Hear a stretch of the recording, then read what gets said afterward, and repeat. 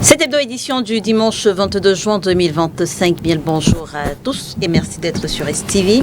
Présidentielle 2025, des ressortissants de la région du Sud, terre natale du président Paul Biya, appellent à un changement de régime. Dans une déclaration signée ce 18 juin 2025, il dénonce avec virulence ce qu'il qualifie de 43 années de marginalisation silencieuse de leur région. Adressée aux populations de cette région, la déclaration voit la signature de plusieurs figures locales, dont des militants de l'opposition, des universitaires et des membres de la société civile. Infrastructures routières en délabrement, système éducatif défaillant, structures sanitaires insuffisantes, économie locale anémie. Face au clientélisme et à la gérontocratie, la déclaration intervient à 4 mois exactement de l'élection présidentielle d'octobre prochain. Présidentielle encore, Bello Bouba Maïgari et Issa Tiroma Bakari, respectivement présidents de l'UNDP et du FSNC, vont-ils se présenter face à Paul Biya en octobre prochain? C'est la question que sensiblement tout le monde se pose en ce moment et pour cause. On observe un vent de critique chez ces deux alliés du Rassemblement démocratique du peuple camerounais du président Paul Biya. Il y a quelques jours à Garoua, nous dit RFI, après l'avoir contacté, le président du FSNC s'est lancé dans une critique en public et sans concession des 43 ans de pouvoir du président Paul Biya. Et cette ligne de fracture pourrait également concerner l'UNDP de Bello Bouba Maïgari, mis sous pression par sa base militante pour rompre l'alliance de 28 ans avec le parti présidentiel. La question sera certainement tranchée ce 28 juin au cours d'une réunion du comité central de l'UNDP. Le RDPC et Paul Biya vont-ils se retrouver en octobre sans ces deux alliés? C'est CES. Que vaut-il sans eux dans le Grand Nord qui, disons-le, représente à peu près 40% de l'électorat camerounais? On parle de tous ces sujets avec vous, Xavier Messé, vous êtes journaliste, vous êtes le directeur de publication du Calam. Bonjour et merci d'avoir accepté notre invitation ce dimanche. Merci Léla, merci de m'avoir invité.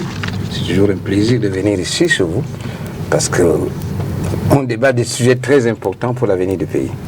Alors, je ne sais pas si le sujet, votre sujet d'entrée est très important pour l'avenir du Cameroun. Sport, football, des documents présentés comme bancaires et administratifs circulent actuellement sur les réseaux sociaux concernant la gestion des recettes issues de 2 matchs internationaux disputés par la sélection du Cameroun en 2023. Ces éléments montrent des virements vers des comptes personnels, ce qui relance les accusations d'opacité au sein de la Fédération camerounaise de football. Votre regard?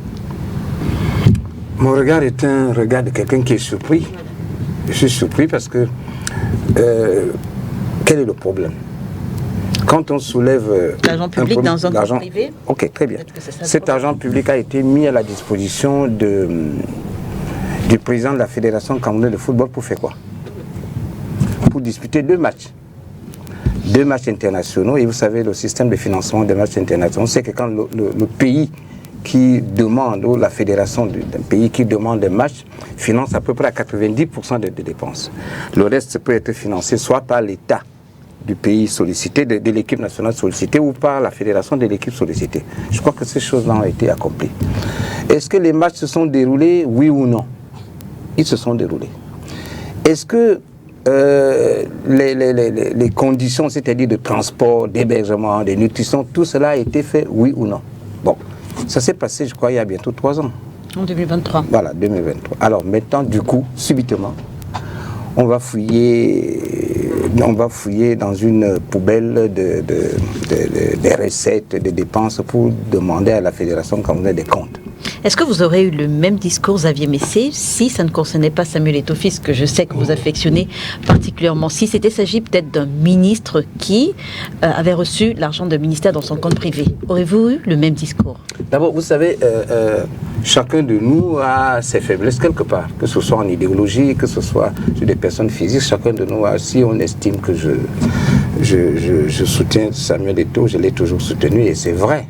C'est vrai, parce que j'ai des raisons de le soutenir. C'est quelqu'un qui pose des actes de classe, c'est quelqu'un qui représente valablement le Cameroun au plan sportif et même au-delà. Alors, quand vous avez des gens de cette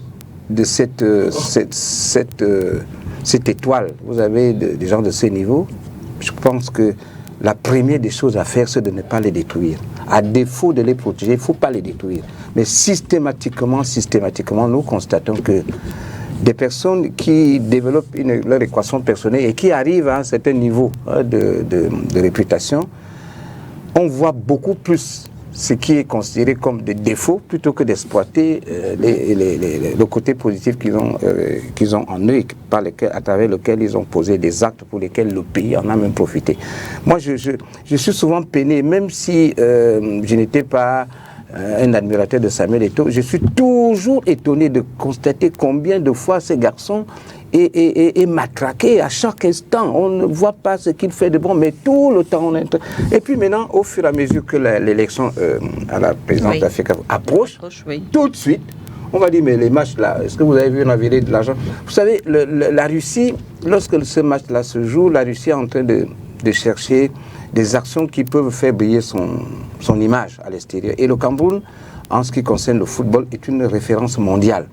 Alors, l'équipe nationale de Russie jouer avec les Lions indomptables, c'est une action vraiment positive pour l'image de la Russie. C'est ce qu'elle a fait. Et il ne faut pas oublier qu'en ce moment, la Russie est l'objet de différentes sanctions. On sort la Russie du système SWIFT et la plupart des gens sont interdits de voyager. Et puis, les transactions financières. Quand on vous sort de ces systèmes internationaux qui permettent des transferts, allez donc voir si cet argent que la Russie, la Fédération de Russie a versé à la Fédération camerounaise de football pouvait passer. Je ne suis pas en train de dire que c'est ce qui s'est passé, mais c'est une hypothèse, parce que en fait, la Russie n'appartenait plus, à ce moment-là, n'appartenait plus au système d'échange financiers internationaux. Bon, donc il est possible que cet argent ait été mis à la disposition de Samuel Eto'o pour être, n'est-ce pas, pour transiter et qu'il remplisse les conditions qu'il fallait. Qu'il remplisse les conditions qu'il fallait pour que ce match ait lieu. Et ce match a eu lieu, je pense que les Lions indomptables en ont profité, n'est-ce pas, pour améliorer leur performance. Merci, le fait qu'on fouille dans les tiroirs pour sortir des choses qui n'ont pas de raison, moi je pense que c'est une volonté délibérée de nuire. À côté de vous, le docteur Jean Jaurès Gapout est enseignant d'université, président du Parti Peuple. Il est également en soutien du bâtonnier Akeremouna. Bonjour docteur, merci d'avoir accepté notre invitation. Bonjour et merci de me recevoir sur votre plateau. Football toujours avec vous, on parle justement de la sanction pour 5 ans du président du syndicat national des footballeurs camerounais par la commission d'éthique de la Fédération camerounaise de football. 5 ans d'inactivité dans le football, votre commentaire? S'il faut commenter, je dirais qu'il y a plusieurs sanctions qui ont été prononcées. Ce qui se passe, c'est que nous avons des organisations sportives qui sont des fédérations en réalité qui sont censées représenter le ministère des Sports, parce que l'État leur donne une délégation pour la gestion. Maintenant, beaucoup de critiques sont faites sur les sanctions qui sont prononcées, la plupart du temps en disant que c'est à tête chercheuse, parce que c'est lié à l'exécutif qui est critiqué par ces personnalités. Mais moi, je dirais que, globalement, sans rentrer dans les détails de cette affaire, nous avons une fédération comme un pays qui fonctionne de façon pas très normale, où on a l'impression qu'aucune sanction prise, aucune décision prise ne l'est faite selon les règles de l'art.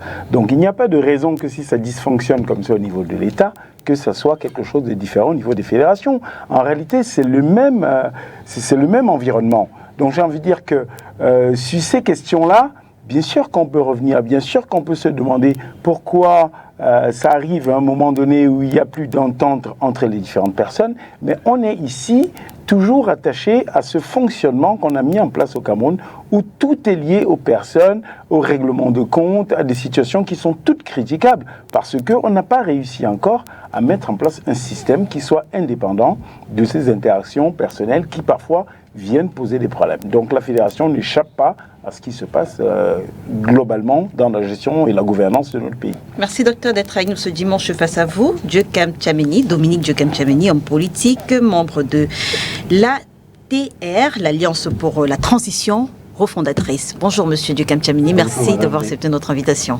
Bonjour madame Léla et merci de m'avoir invité. Bonjour à tous mes co-panélistes. Avec vous, on parle de l'attaque américaine sur l'Iran. C'est le fait majeur après 10 jours de guerre entre Israël et l'Iran. Les États-Unis annoncent avoir frappé 3 sites nucléaires iraniens cette nuit. Est-ce qu'on se dirige doucement vers la Troisième Guerre mondiale? Je dois dire que le conflit entre, ce qui paraît être le conflit entre Israël et l'Iran, en fait, cache un conflit plus vaste qui est né du fait qu'il y a des changements géopolitiques extrêmement importants qui sont en train de se dérouler et qui voient l'Occident, donc les États-Unis et l'Europe, perdre en puissance face à des nouvelles puissances qui émergent. Et donc, dans ce jeu-là, cette guerre, en fait, entre dans le cadre de cette grande bataille d'un Occident qui cherche à garder un poids qu'il perd. J'ai peur que, effectivement, on soit en train de courir le risque d'une conflagration mondiale, parce que ce genre de shift mondial de rapport de force se fait rarement autour d'une table. Quelque part, les gens vont se régler les comptes. Maintenant, est-ce que c'est ce conflit en particulier qui va dégénérer ou est-ce que ce sera autre chose? Il faut comprendre que depuis longtemps, est-ce que l'Iran est attaqué après que l'Irak ait été attaqué, la Libye, etc., etc. Donc, ce conflit n'est pas un conflit isolé. Il fait partie d'une stratégie globale de puissance qui essaye de créer un nouvel équilibre au niveau mondial. Et les anciennes puissances essaient de préserver, les nouvelles essaient de trouver leur place. Et donc, on verra ce qui va se passer. Merci en tout cas d'être avec nous ce dimanche à côté de vous. Hervé Emmanuel Com, il est militant du Rassemblement démocratique du peuple camerounais, membre titulaire du comité central. Bonjour Monsieur Com, merci d'avoir accepté notre invitation. Bonjour Madame, merci de m'avoir invité. Alors, je suis certaine que vous voulez certainement rebondir sur une ou deux actualités, mais votre question d'entrée d'abord.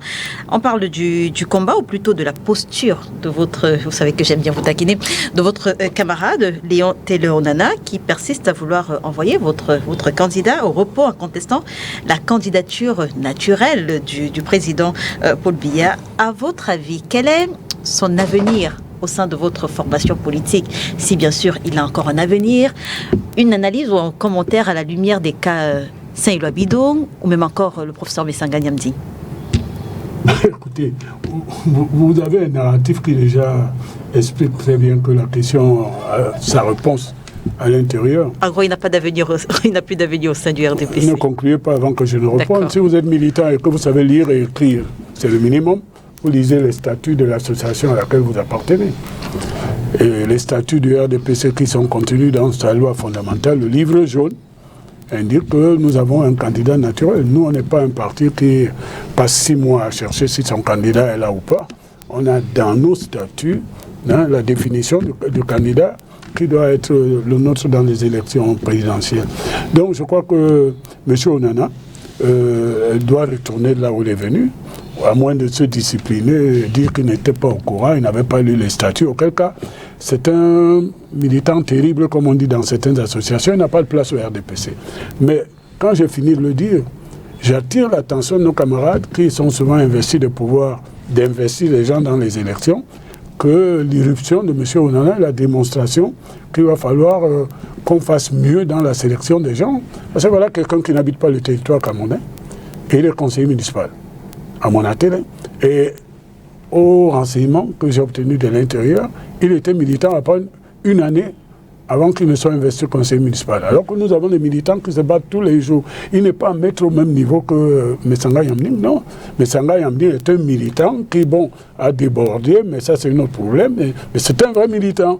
Monsieur Onana est un aventurier qui est arrivé par effraction dans les rangs du RDPC et qu'on a fait gonfler comme le tapioca au point qu'il soit devenu même conseiller municipal. Vous vous rendez compte? C'est-à-dire qu'il pourrait participer à l'investiture d'un candidat à la présidence. Et donc, son jeu, soit il a voulu se faire... J'espère simplement que lorsqu'on parlera du Sud tout à l'heure et qu'on reviendra sur la déclaration qui évoque le clientélisme comme l'une des tares de la République, vous serez d'accord, parce que c'est exactement ce que vous décrivez au sein de votre Vous dites que vous aimez me provoquer, mais si vous m'aimez me provoquer, c'est que vous avez un minimum de connaissance de ma personnalité. Je ne me bats jamais contre la vérité et la réalité. J'ai des amis ici qui me connaissent depuis une cinquantaine d'années. Donc je suis à l'aise, vous pouvez poser toutes les questions. D'ailleurs, vos narratifs me gênent. Je vais vous dire pourquoi. Finissons avec Onana. Oui, bien sûr. Monsieur Onana a voulu faire une campagne de communication en se mettant à la marge d'une association dont il se revendique membre. Il y a la décision de justice que le juge s'est déclaré incompétent. Je ne vais pas aller plus loin. Parce qu'il pensait que le dialogue était permis au RDPC, qu'il était possible de dialoguer au RDPC qu'en tant que militant, il pouvait faire valoir son point de vue. Madame, Monsieur Hervé, le RDPC, et je suis membre titulaire du comité central, comme vous l'avez dit, mais surtout membre de la délégation permanente, n'est-ce pas, du comité central dans le Vouri, oui. C'est-à-dire ici à Douala, ma ville. Nous dialoguons, nous avons des réunions, donc nous avons des cadres dans lesquels nous débattons des problèmes internes d'un parti. Nous n'allons pas devant le juge pour qu'il nous dise qu'est-ce que dit nos statuts. Et là, je pense que là, il y a un problème intellectuel. Ou bien, ceux qui sont à la base de ça ont fait quelque chose qui fait chip, donc sont des ignorants, je m'en excuse. Ou alors c'est une entreprise pour déstabiliser le RDPC. Et là aussi, ils ont raté le coup. Donc je voudrais aller aux choses essentielles. Quant à ce que vous dites qui pourrait gêner, je suis à l'aise. C'est pour ça que j'ai accepté de monter vos 6 étages d'escalier à pied pour venir à votre émission que je n'ai pas fréquentée depuis. Je reviens quand même sur l'introduction de cette émission. Xavier vous a donné, bon, en étalant... C'est un tacle dans la cheville, Hervé Emmanuel. Je suis désolé, je vous dis ce que je pense, je suis un homme libre. Xavier vous a expliqué ce qui se passe. Au Cameroun, c'est incroyable. On a le don de créer des débats artificiels. Le Cameroun joue avec la Russie quand la Russie est sous sanction. Et là, je parle en tant qu'expert. Ce ne sont pas vos agrégés du dimanche ou vos doctorants du dimanche. La Russie n'a plus de relations bancaires, Xavier vient de dire. Il est sorti du système SWIFT. Et donc, il pouvait régler ces problèmes quand il y avait des transferts d'argent en prenant des voies de contournement. Mais il ne s'agissait pas que de la Russie. Bon, et ça, aucun journaliste les explique. On dit que l'argent allait dans le compte du président de la fédération. Non, pour que la Russie paye, comme Xavier l'a expliqué, ce match-là, et la Russie était même sous sanction de la FIFA, ne pouvait pas jouer avec. C'était un acte de courage et d'indépendance que l'équipe du Cameroun ait choisi de jouer avec la Russie pendant ce cours des affaires de l'Ukraine. Donc l'argent est passé par le Qatar, il fallait bien que quelqu'un transporte cet argent, et par le Qatar, il fallait qu'on le dépose dans un compte. La fédération n'avait pas de compte. Et Xavier vient de vous l'expliquer, pour aller en Russie, on ne va pas en Benskin. On ne prend pas les mototaxis de New Dedo pour aller en Russie. On ne parle pas que de la Russie. Non, pour aller jouer, on paye des avions, on paye les séjours et tout. Et Xavier vous a dit, si on nous disait que rien de tout cela avait été payé, donc l'argent est allé dans la nature, il y aurait débat. Mais tout cela, c'est de l'opportunisme politique. L'autre, enfin, j'essaie d'être télégraphique parce que... Oui. Ça ne vaut pas la peine, c'est d'un niveau qu'il ne faut même pas répondre. C'est l'agitation, comme d'habitude, au Cameroun. Et on fait le bashing sur le président de la fédération. C'est ridicule. La question que le docteur Gapoul vient d'évoquer là, ça relève du même tonneau. Un dictat, c'est lui qui saisit, c'est-à-dire le SINAFOC, qui saisit les instances jusqu'à la CAF. On lui dit qu'il s'est mal pourvu, je parle à un enseignant, on le renvoie là où il devait se pourvoir.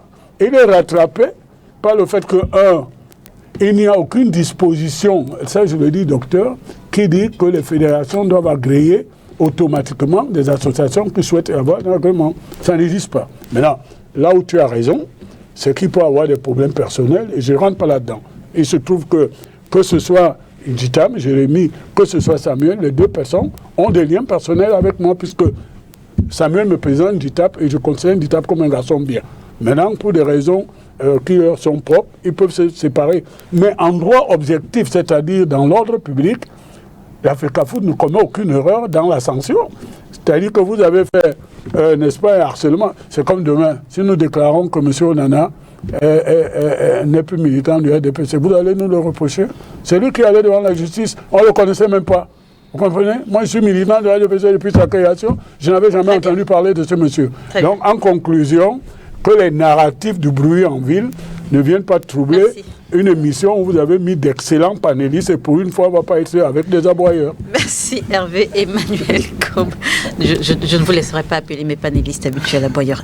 Je ne vous laisserai pas appeler mes panélistes. Je ne parle pas des 7 hebdos. Très bien. Je parle des plateaux du dimanche. Ce sont des églises de réveil organisées. Merci Hervé Emmanuel Combes. Comme les pentecôtistes. Au téléphone, tout à l'heure, nous aurons Célestin Yandal, qui est le maire UNDP de la commune de Toubouro, c'est dans le Grand Nord.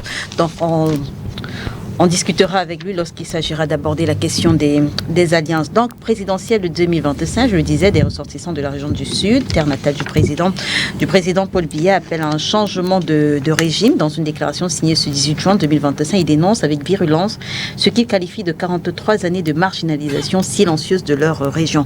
Dieukam Tiamini, on va commencer par vous. Quelle est la valeur politique de la déclaration publiée ce 18 juin, invitant les populations du Sud à voter contre le régime du président Paul Biya? Quelle est la valeur politique de cette déclaration? Eh bien, j'ai reçu cette déclaration, je dirais, avec beaucoup de plaisir, parce qu'elle rencontre les déclarations que je fais depuis, selon lesquelles on se trompe chaque fois qu'on dit au Cameroun qu'une ethnie est au pouvoir. Si vous observez le Cameroun depuis les années 1960, Ahidjo a fait 25 ans au pouvoir. C'est dans le nord et dans l'extrême nord que vous trouvez un degré de pauvreté extrême. Et la déclaration ou l'appel de 8 personnes se déclarant étant du Sud viennent confirmer que les thèses selon lesquelles les bêtis sont au pouvoir, ça relève de, je sais pas, de l'enfantillage politique.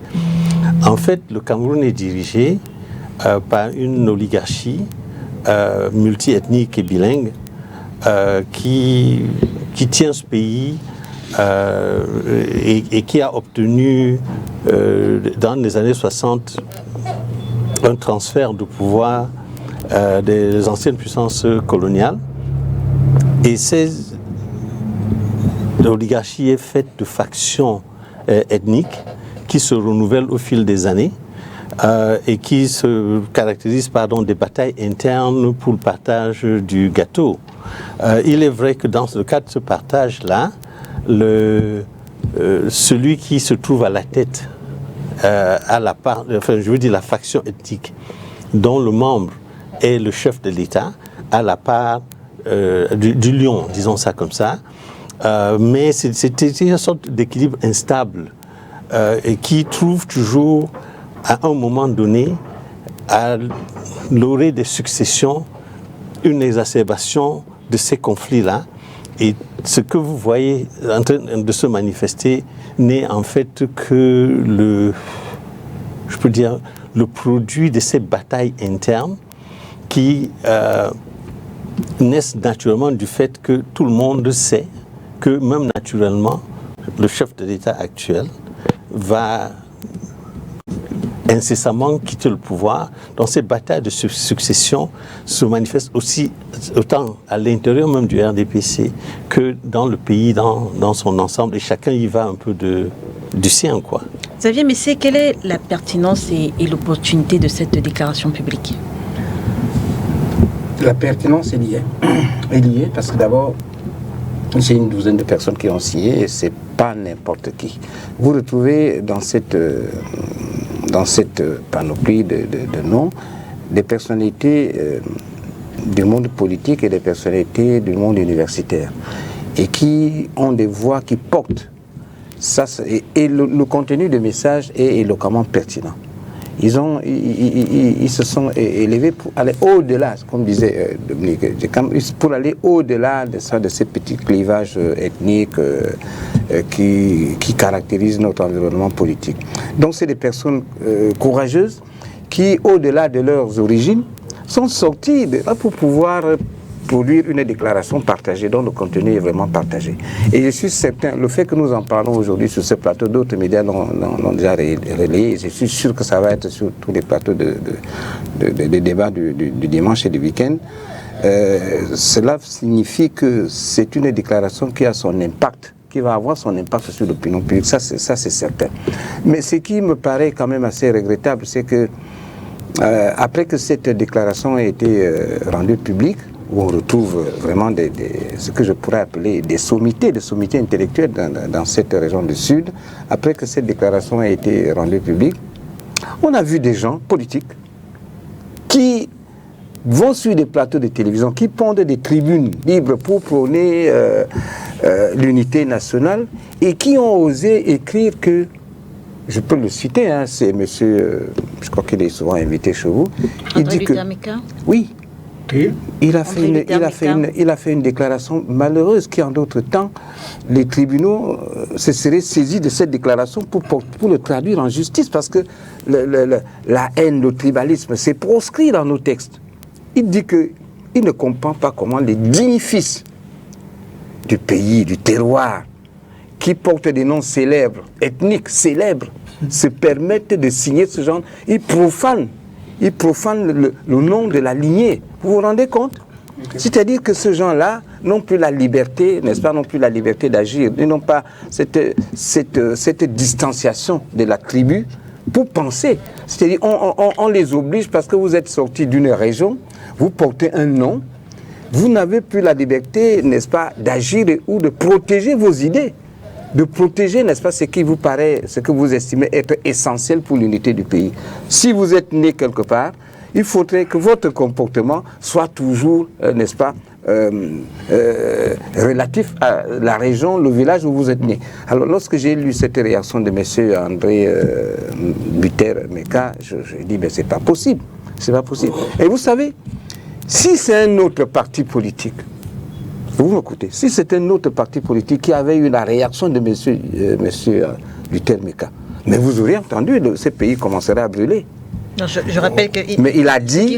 Il rappelle que le professeur Abba Oyono Calvin est fils de chef, fils de Sa Majesté Foumanti, chef du village Ndengue, que son oncle paternel de regretté mémoire était un ancien maire RDP Sindjoum et qui soutenait Paul Biya, et soutenir l'opposition et Maurice Kamto s'est bafoué sa mémoire et son testament politique. Vous voyez? Je veux dire, est-ce qu'on peut classer ses écrits dans... Mais parce que vous sortez de la lignée de Foumanti, vous n'avez pas le droit, n'est-ce pas, de voter quelqu'un d'autre. Non, c'est pas possible. Il a une liberté d'idée, il a une liberté de penser. Et il peut, si Fouman était du RDPC, il peut choisir d'aller dans l'UPC, il peut choisir d'aller dans n'importe quel parti. Pourquoi le fustiger? Parce qu'il profane, vous voyez le mot est là, il profane la mémoire. Non, je pense que c'est une sortie hautement tribale qu'il faut absolument, à mon avis, condamner. Très bien. Hervé Emmanuel, comme les élites ou alors ces personnalités, dans leur déclaration publique, invitent les populations du Sud à un choix électoral éclairé, en tenant compte des problèmes qu'ils rencontrent depuis des décennies. Au regard justement des problèmes qui sont mentionnés dans cette déclaration par ces personnalités, quel type de vote mériterait en octobre le président de la République? Un vote sanction ou un vote soutien? C'est à moi que vous posez la question. Alors vous êtes un peu d'interviewé. Moi je suis RDPC, je vote le candidat du RDPC, c'est Paul Biya. Maintenant, si vous voulez ma position... Vous êtes également un homme de vérité, donc... Ben oui, mais la vérité, comment je vote Paul Biya, moi je ne suis pas comme les caméléons qui se baladent un peu partout dans les médias. Je suis cohérent avec ma position. Et donc je reviens dans ce qui peut être intéressant dans la question que vous venez poser. D'abord, il faut qu'on... Les problèmes mentionnés dans la région du Sud. On pose des principes, d'accord? D'accord. Au Cameroun, nous sommes entrés en démocratie, c'est irréversible. C'est perfectible, mais c'est irréversible.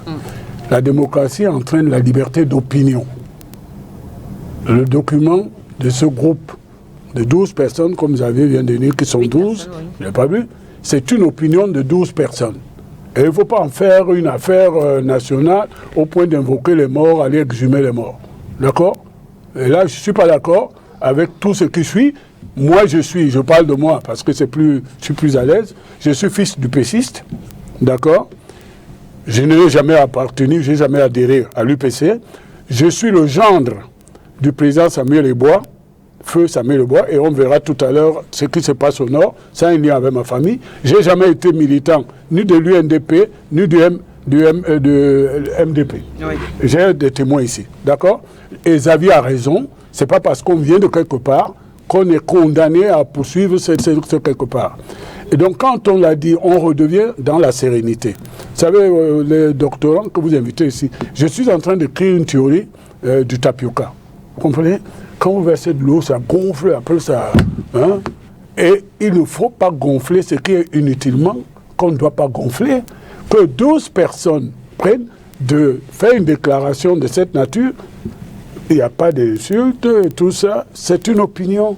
Et quand vous prenez les résultats des dernières élections dans le Sud, ces 12 personnes, on va voir la valeur de leur influence au nombre d'électeurs qu'ils auront fait bouger à partir de leur opinion. Sauf que la question Or, il se trouve que justement là, je vais vous en parler, c'est là que je ne suis pas d'accord avec Xavier. La plupart des gens qu'on appelle les sommités ici sont rien du tout.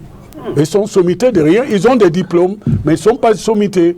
Et sommité voudrait dire que dans leur domaine... Non, s'il te plaît, Xavier, s'il te plaît. Tu es un enseignant d'université. Non.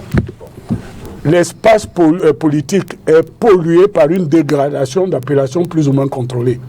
Moi, quand je viens dans un débat, je n'impose pas pour mon point de vue en disant « je suis banquier, je suis expert financier ». Voilà, non. On va dans le débat politique et on confronte son opinion à l'opinion des autres. Sauf que la question que j'ai posée n'avait rien à voir avec... Le fait de mettre toujours professeur... D'ailleurs, vous verrez les conséquences. Ils sont rattrapés par cela. Professeurs, docteurs, ils sont partout, nulle part, et disent tout et rien du tout. Donc, moi, je pense que vous êtes extrêmement malin, parce que vous vous éloignez de la question que non, je m'éloigne parce que je reviens au centre de la question. N'a rien à voir avec qui sont les personnes qui ont fait la déclaration, qui sont les personnes qui ont fait la déclaration, mais ce que dit la déclaration. J'ai un problème avec vous. Oui. C'est que quand Xavier a dit ce sont les sommités, vous avez applaudi. Non, ce que je dis, c'est que la question que je vous ai posée à vous, ce n'est pas qui sont les personnes qui ont fait la déclaration, mais ce que dit la déclaration, le constat fait. À la déclaration. Voilà. N'est-ce pas? Oui, le fait que vous soyez professeur ne garantit pas le bon sens de vos expressions publiques. Vous allez le faire dans votre campus universitaire et les élèves qui sont obligés de vous écouter, même quand vous racontez des conneries, eh ben c'est leur problème, parce que c'est leur statut. Si on revient là, dans le débat mandat impératif, mandat représentatif, vous allez voir qu'au nom des appellations plus ou moins contrôlées, ils ont occupé les télévisions pour brasser du vent. Alors moi, je reviens dans la déclaration. Voilà, parce qu'il parle des infrastructures routières en délabrement, il parle du système éducatif défaillant, il parle des structures sanitaires insuffisantes, il parle de l'économie locale anémiée face au clientélisme et à la gérontocratie. Donc voilà. Donc moi, je pose la question, est-ce que le constat qu'il pose, est-ce que les problèmes qu'il pose sont des problèmes réels? Et alors maintenant, vous allez me laisser répondre? Oui, monsieur Hervé Emmanuel Kopp. Il se trouve que ce sont des bénéficiaires de ce qu'ils sont dans leur rêverie, de ce qu'ils croient dénoncer. Mais bon, comme ce n'est pas personnel, n'est-ce pas? Je ne veux pas continuer dans ce sens. Mais ce qui est vrai, c'est que quand vous avez fini de faire ce constat, allez à la conquête du suffrage universel pour changer les choses, à moins que vous preniez notre voie. Mais vous ne pouvez pas seulement venir dire, parce que je suis professeur agrégé de Mars, voici comment ça se passe. Donc, je vais dire, nous sommes en haute saison des opportunismes. D'accord? Et vous voyez que la haute saison des opportunistes entraîne aussi en conséquence la haute saison de démagogie. La haute saison des gens qui fuient et qui veulent quitter le navire dans lequel ils sont.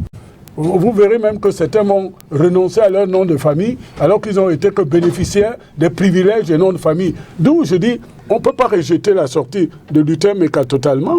Je ne la partage pas. J'aurais peut-être fait. Mais elle rencontre une réalité. C'est que plusieurs des signataires de ce groupuscule sont des bénéficiaires du fait que le président soit originaire du Sud. Moi, je suis direct. Donc, quand j'ai fini de le dire, je dis, si c'est leur analyse, ben, ils ont la liberté d'opinion d'adhérer à des associations qui vont nous combattre et on va voir le peuple souverain choisira qui est dans le bon sens. Et quand le peuple a choisi, nous ne sommes pas leurs élèves, qui se soumettent à la volonté du peuple souverain. Voilà. Très bien. Docteur, quel pourrait être l'impact de ce manifeste sur la campagne électorale à venir? Alors, moi je dirais que le seul fait d'insister sur le fait que ce soit des personnes du Sud et puis qui s'attaquent au président de la République, en tout cas demandent à ce qu'on ne vote pas pour lui, moi ça me pose problème. En réalité, vous savez, les problématiques posées sont celles qu'on retrouve sur l'ensemble du territoire camerounais. Le seul fait qu'on y donne une emphase particulière parce que c'est porté par des fils du Sud, ça veut dire qu'en réalité, nous vivons, ne serait-ce que sur le plan conceptuel, une certaine ethnocratie qui est en train de se transformer en ethnophagie. Le vrai problème ici, c'est que les gens finissent par comprendre dans notre pays, et c'est ce que nous essayons de mettre en place, en valeur, à partir de cette élection de 2025 dans le projet que nous portons, c'est de dire que il est important, nécessaire, impératif que le Cameroun, enfin, essaie de mettre en place une nation. Qu'on construise une nation, parce qu'on dit, sur le plan populaire, la vie c'est devant, c'est pas derrière. Absolument. Or, ce qui est présenté là, c'est la conscience des gens. Ils ont une conscience d'un ancêtre commun, de conscience d'avoir des origines communes, conscience d'avoir une appartenance antérieure. Or, la construction d'une nation, c'est la conscience d'avoir un avenir commun, d'avoir un futur ensemble, de construire quelque chose ensemble. Donc, véritablement, ici, il y a un problème grave. On va revoir la même chose quand on va parler du septentrion, et ainsi de suite. C'est-à-dire qu'on a dans le nord du Cameroun des gens qui disent, nous les nordistes. Les nordistes, c'est quoi? Prenez la question du lamidalisme, prenez la question du colonialisme qui se pose dans le nord. En quoi un Peul et un Fali, un Kirdi ont des ancêtres communs? Rien du tout. Donc, en fait, on a fabriqué, et on aura peut-être l'occasion d'y revenir tout à l'heure, une certaine... des micro... situations comme ça qui font en sorte, qui deviennent même des nano-situations d'appartenance, qui font en sorte que finalement on ne peut rien construire ensemble parce que systématiquement on va dire, bon, quand on peut tirer un intérêt, ah oui il est de chez moi, je vais en tirer un intérêt, et finalement, ah non, s'il ne répond pas comme je l'entends, ben finalement non, mais il est quelqu'un qui n'est pas digne d'appartenir à notre région. Non, je crois qu'il faut qu'on sorte de là. Moi je pense que ce qui est soulevé ici, c'est plutôt une très bonne opportunité pour que les Camerounais se disent finalement, est-ce que la question du développement, du bien-être, de la reconnaissance du mérite de chacun n'est pas ce qui devait être mis en avant par rapport à ces appartenances qui en réalité ne correspondent à rien? Excusez-moi de terminer par là. J'ai lu en venant cette question par exemple qui se pose, parce que j'ai travaillé sur la question des équilibres régionaux, en voyant ça, c'est très grave. Quand vous voyez dans les textes portés par l'État que l'appartenance à une région, c'est relatif à l'origine de ses parents. Et quand on a deux parents de deux régions différentes, c'est quoi? On appartient à quelle région? Donc en fait, on a des sérieux problèmes. Et je pense qu'ici, et cette élection, on a l'occasion de sortir de là. Très bien. Dominique Dieucat-Tchamini, j'aimerais avec vous qu'on parle de la légitimité des personnes qui ont produit cette déclaration. Le ministre Jacques Famendongo et d'autres cadres du RDPC semblent contester le droit de parler aux populations ou au nom de populations. Est-ce qu'ils ont la légitimité pour formuler le constat d'abandon, de manque de développement de leur région? Je veux dire, qu'est-ce qu'il faut pour être légitime, pour s'exprimer au nom d'une région, au nom d'un village? Je ne sais pas qu'en termes de la loi du Cameroun, qu'il faille avoir une qualité particulière pour exprimer son opinion sur une région ou une autre du pays. Donc ceux qui leur font ce reproche tapent à côté. Ce que l'on peut discuter peut-être, c'est quel est leur poids politique. Est-ce que cette déclaration par elle-même aura un poids, une incidence sur le cours des élections? J'en doute un peu, parce que ce ne sont pas des acteurs politiques en tant que tels, à ma connaissance. Pour certains, il y a des acteurs, le docteur Apollinaire Ako, je pense qu'il est militant du mouvement pour la renaissance du Cameroun. Oui. Et je veux dire que les 8 ensemble, même 12, il y en a 8 ou c'est 8, c'est 8 en fait. Bon, donc, en tout cas de cause, dans tous les cas, l'impact, on le verra dans 3-4 mois, n'est-ce pas? Ce sur quoi je voudrais rebondir, c'est ce que le docteur a dit tantôt. C'est un piège très très grave, l'ethnicisme dans une nation qui se construit. C'est véritablement un piège, et malheureusement, beaucoup d'acteurs politiques, sociaux, aussi bien le pouvoir d'ailleurs lui-même, qui manipule la diversité ethnique pour se maintenir, mais également des gens dans ce que l'on appelle opposition, qui pensent aussi que parfois ils peuvent tirer le marron du jeu en manipulant ces mêmes concepts. Il y a des réalités qui existent, mais il ne faut pas les exagérer en vérité. Et surtout, il faut avoir un sens de la perspective. Est-ce que nous voulons faire du Cameroun une confédération de glacis ethniques ou voulons-nous créer une nation qui peut trouver sa place dans la constellation de nations du monde? En fait, c'est la grande question que l'on doit se poser. Et quand vous entrez même et que vous voyez ces identités que l'on nous fabrique au fur et à mesure, hein, parce que vous savez, il y a des concepts là, qui ont apparu en 1998, le concept de Sawa, de Campo jusqu'à Machin. La région du Grand Nord. De Grand Nord, Ekan, ça c'est tout nouveau maintenant, c'est-à-dire Ekan, donc le peuple de la forêt, donc je pense que c'est la preuve de la mauvaise qualité de nos hommes politiques qui n'ont pas trouvé... je rappelle que vous êtes un homme politique également. Oui, absolument. Et je prends responsabilité. Hein, je prends responsabilité parce que si vous ne trouvez pas des choses autour desquelles vous pouvez rallier des gens dans l'ensemble du territoire, alors vous n'êtes pas à la hauteur des enjeux nationaux.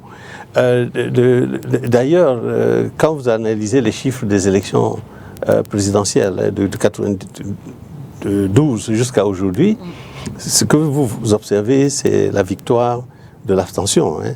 C'est-à-dire qu'en 92, elle était de 26%. En 2018, elle est de 42%. Donc, elle était de 19%, pardon. Elle est à 42% aujourd'hui. Cela veut dire que des Camerounais qui prennent quand même la peine de s'inscrire sur les listes électorales ne vont pas voter. Alors on doit se poser la question, pourquoi est-ce qu'ils ne vont pas voter? Certainement parce que les offres politiques, parce qu'on peut raconter ce qu'on veut, que le parti de mon ami ici, là, qu'il truque massivement, même ça, les chiffres ne montrent pas qu'ils... S'ils sont des tricheurs, ils ne sont pas des tricheurs à la hauteur, hein, parce que le nombre de voix que M. Biya a eu en 2011, c'était 2,8 millions. Et il y avait 2,9 millions de Camerounais qui sont abstenus. En 2018, 2,5 millions. Il y avait 3 millions de gens qui sont abstenus. Donc, c'est-à-dire qu'il y a beaucoup de mythes, en fait, qui se pavanent là-bas. Le premier mythe, c'est qu'il y a 256 ethnies au Cameroun qui n'attendent que l'occasion pour se charcuter. Ça n'existe pas, c'est faux. C'est complètement faux. Il y a des gens qui sont au pouvoir, qui s'organisent pour se maintenir au pouvoir et qui parfois trouvent que peut-être pour se mettre là, ils jouent sur des sentiments ethniques. Mais ce qu'il faut, c'est que ceux qui veulent les combattre doivent faire des offres qui en appellent à l'ensemble de la population. Et ça, là, parce qu'on ne peut pas combattre le tribalisme réel ou supposé d'État par soi-même le tribalisme. On le combat par le nationalisme, par une idée plus grande, par des visions plus élevées.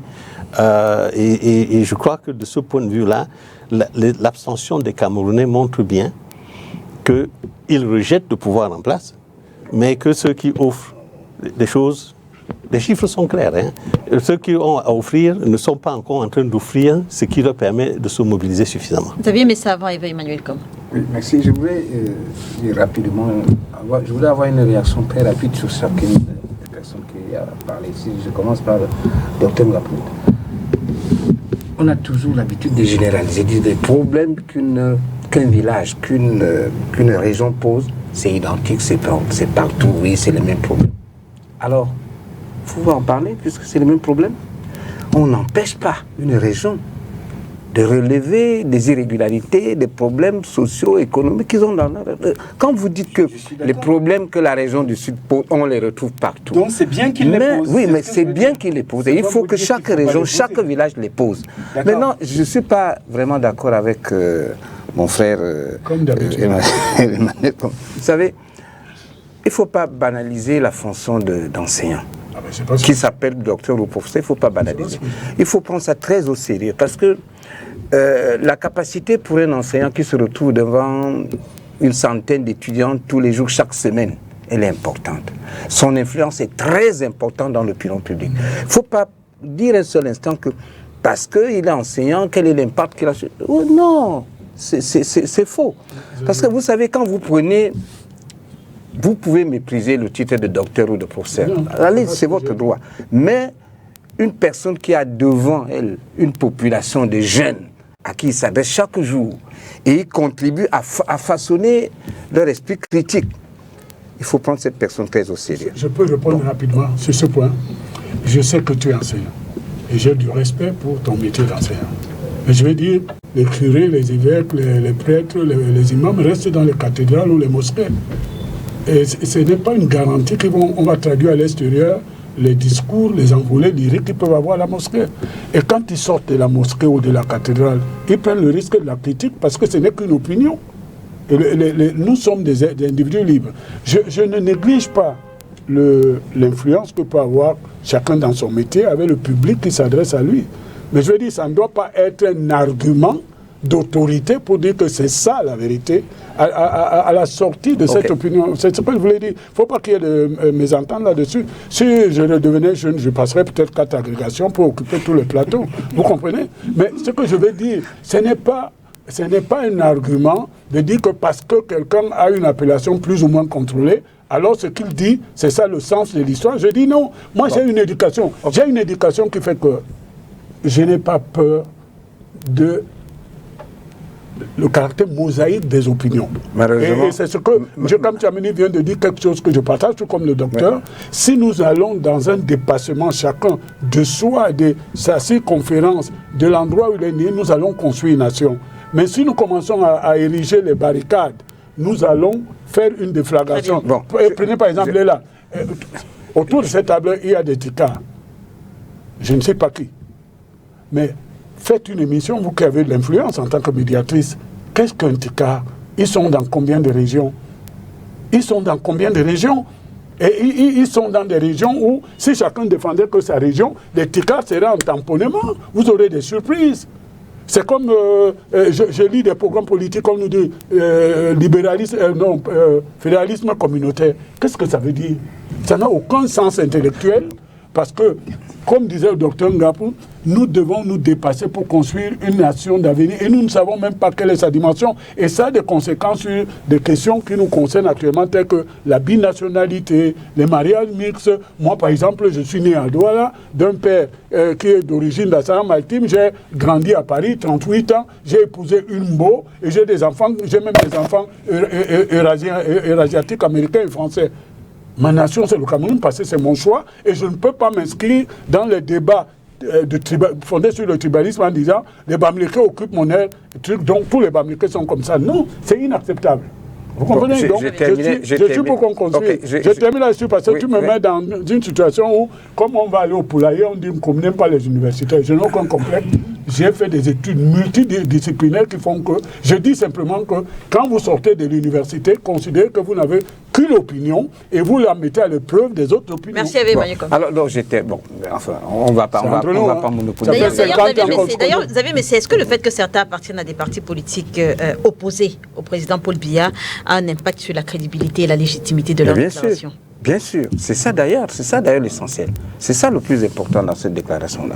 Je voulais terminer, tout à l'heure, avant de venir sur ce plateau, j'ai eu un échange discret avec Dominique de Kamthiameni, et il avait déjà évoqué ce problème de pourcentage de participation à l'élection présidentielle, et que ça va décrescendo d'année en année. La raison est simple. C'est que l'ouverture de la possibilité pour chaque personne qui a une volonté, une idée à promouvoir pour être peut-être chef d'État est nulle. Et au fur et à mesure qu'il y a ce désintérêt, vous verrez que le taux de participation à l'élection ne fait que baisser. Et ça pourrait peut-être encore baisser davantage, sauf en 2025. Parce qu'on a là une ouverture. J'ai souvent rencontré des jeunes gens qui me disent pourquoi aller voter. On connaît le résultat d'avance. Xavier. Écoute, on a voté le chef de l'État, le même chef de l'État depuis 1980. Parce que le peuple veut qu'on le vote. Oui, mais d'accord, mais je n'en dis pas le contraire, mais je constate tout simplement. Lorsque vous savez que c'est la même personne qui sera réélue, on se demande, ma voix, en fait, elle ne compte pas, puisque, enfin, que je vote ou que je vote pas. Tous ceux qui ne votent pas au vote, en conclusion, pour vous, sont les adversaires de Paul Biya. Non, ils votent pour le président Paul Biya. Tous ceux qui ne votent pas sont les adversaires. Pourquoi ne seraient pas les adversaires de vos candidats qui ont été battus? J'en ai terminé. Non, mais Xavier, réponds à ça. Tu es un intellectuel rigoureux et il faut que dans une émission aussi importante comme cet hebdo, qu'on éclaire le peuple, pas l'enfumer. Donc vous venez de dire que tous les gens qui ne vont pas au vote sont les adversaires. Mais attends, s'ils sont majoritaires, ils n'ont qu'à aller au vote pour nous battre. Très bien. Oui. Allez-y, M. Tchamini, on va sortir de ce sujet. Oui. On sort de ce sujet avec vous. Oui. Comme sur un point important et qui me paraît effectivement être une erreur fondamentale qui se passe en politique au Cameroun notamment. Et j'ai vu que ce phénomène-là, c'est seulement au Cameroun qu'il existe. C'est-à-dire le fait de vouloir transcrire le succès que quelqu'un a eu dans un domaine professionnel à la politique, n'est-ce pas? C'est-à-dire que Djokam Tchamini, il est expert en informatique, etc. Donc cela veut dire que quand tu parles politique là, bon, moi je trouve ça d'une grossièreté extrême, hein. Et ça participe en fait d'une sorte de cafouillage et qui empêche que les Camerounais s'éduquent politiquement, parce que l'éducation politique et l'instruction scolaire ou universitaire, c'est pas exactement la même chose. Chaque individu a le droit, en tant qu'individu, de prendre une position et de se doter des outils d'analyse, qu'il soit un paysan, un Ben Skinner ou un agrégé, de pouvoir analyser, comprendre sa place dans la société et de comment défendre ses intérêts. Bon, ceci dit, ce n'est que là que je suis d'accord avec lui, parce que pour le reste, là, on est en désaccord. Bon, mais je voudrais en venir quand même aux chiffres. Il y a quelque chose qui a été observé en ce qui concerne les abstentions. Même si le taux d'abstention s'élève au fur et à mesure des élections, on peut dire que c'est parce que les gens rencontrent des difficultés à voter.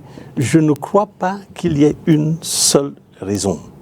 Je pense, dans mon cas précis, après avoir véritablement réfléchi sur la question, et ayant été acteur depuis 1992. Et quel acteur? Ceux qui veulent que le Cameroun change doivent se faire une introspection qu'ils refusent de faire. Ce n'est pas nous savons tous les difficultés qu'il y a à fonctionner en tant que parti politique d'opposition ici. On empêche les gens de se réunir, on vous tracasse, enfin vous avez des difficultés en tout genre. Ça, c'est une réalité. Mais quand on est dans une bataille, il est important de regarder d'abord comment est-ce que j'utilise les atouts que j'ai à ma disposition et est-ce que je les utilise bien. Et il me semble que si on repart, Monsieur Messé, devant les Camerounais, de la même manière qu'on y allait en 2018, il n'y a absolument aucune raison qu'on ait un résultat différent. C'est-à-dire que ce que j'ai observé dans l'opposition camerounaise, c'est une tendance au messianisme politique. C'est-à-dire qu'au lieu de vendre, au lieu d'éduquer les militants et de vendre un projet, on vend des individus. C'est-à-dire qu'on vous amène on fabrique autour des individus des mythes et on croit que plus on raconte, on crée un mythe autour de quelqu'un, que l'on arrive à avoir son soutien. Malheureusement, c'est comme le phénomène des églises de réveil. C'est-à-dire que tout le monde devient pasteur et chacun a ses ouailles. Bon, et donc quand vous avez des ouailles comme ça et beaucoup d'églises, vous avez perdu d'avance. Vous avez perdu d'avance la bataille contre l'Église universelle. On ne va pas confisquer la parole parce que Je crois qu'il avait terminé, non? Oui, si. Parce qu'il faut également, on a un petit souci avec le panéliste que nous allons avoir au téléphone. Il a également des impératifs. Je vous dirai tout à l'heure en off quels sont ces impératifs, mais on va devoir le prendre. Le sultan donc présidentiel, on en parle. Je vous le disais, on en parle avec. On parle donc de Bello Bouba Maïgari et Issa Tiroma Bakari, respectivement président de l'UNDP et du FSNC. Est-ce qu'ils vont se présenter face à Paul Biya? C'est donc la question que tout le monde se pose en ce moment. Et pour cause, on observe un vent de critiques chez ces deux personnalités. Je vous l'ai dit en entame de cette émission, au téléphone, on a Célestin Yandal. Il est le maire UNDP de Tumboro. Bonjour, monsieur Yandal, vous êtes avec nous? Bonjour, madame Laila. Très bien. Si Bello Bouba reste allié de Paul Biya cette année, nous n'allons plus le soutenir. Est-ce que ces propos sont bien de vous? Bien sûr. Est-ce qu'on doit s'attendre à ce que vous claquiez la porte à l'UNDP si au sorti du 28 juin, Bello Bouba Maïgari n'annonce pas sa candidature face à Paul Biya? Écoutez, madame Laila, je voudrais tout d'abord préciser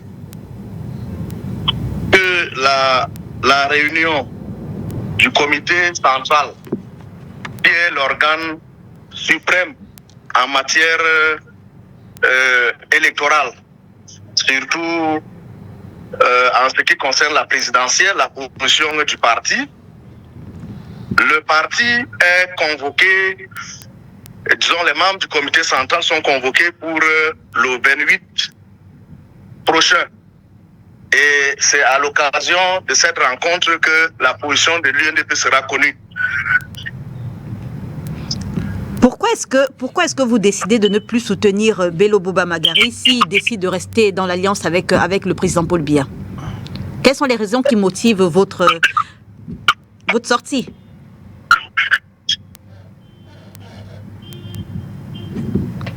Monsieur Yandal, vous êtes avec nous? Vous savez, l'UNDP a été, je suis avec vous, madame Leila. D'accord. Allez-y, vous disiez l'UNDP a été?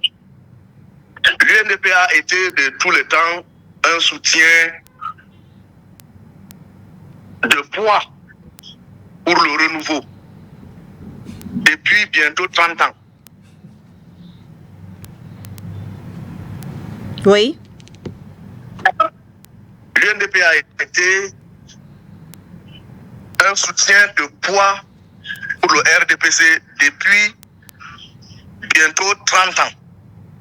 Oui. Mais malheureusement, ce que nous, les cadres de l'UNDP et la base militante constatent, c'est que l'UNDP est le dindon de la farce dans cette alliance entre le RDPC et nous.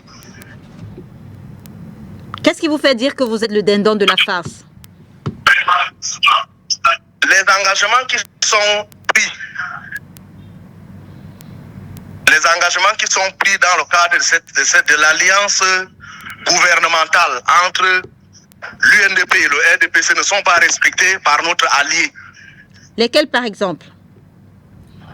Je vous ai envoyé une copie de la plateforme gouvernementale entre l'UNDP et le RDPC. Je voudrais que vous lisiez la dernière phrase ou le dernier paragraphe de ce qu'on peut appeler le préambule de cette plateforme.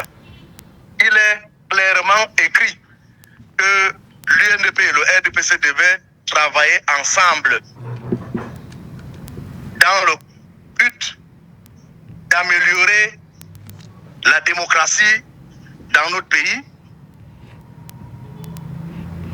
promouvoir l'état de droit, bref, travailler dans le cadre d'un gouvernement d'ouverture. Malheureusement, tous ces engagements ne sont pas respectés par l'allié. Et ce, depuis 30 ans déjà. L'alliance qui date de 28 novembre 1997.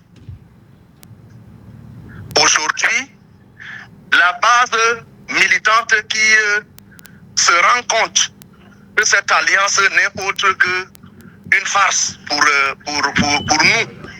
L'UNDP a connu beaucoup des hauts et surtout des bas dans le cadre de cette alliance.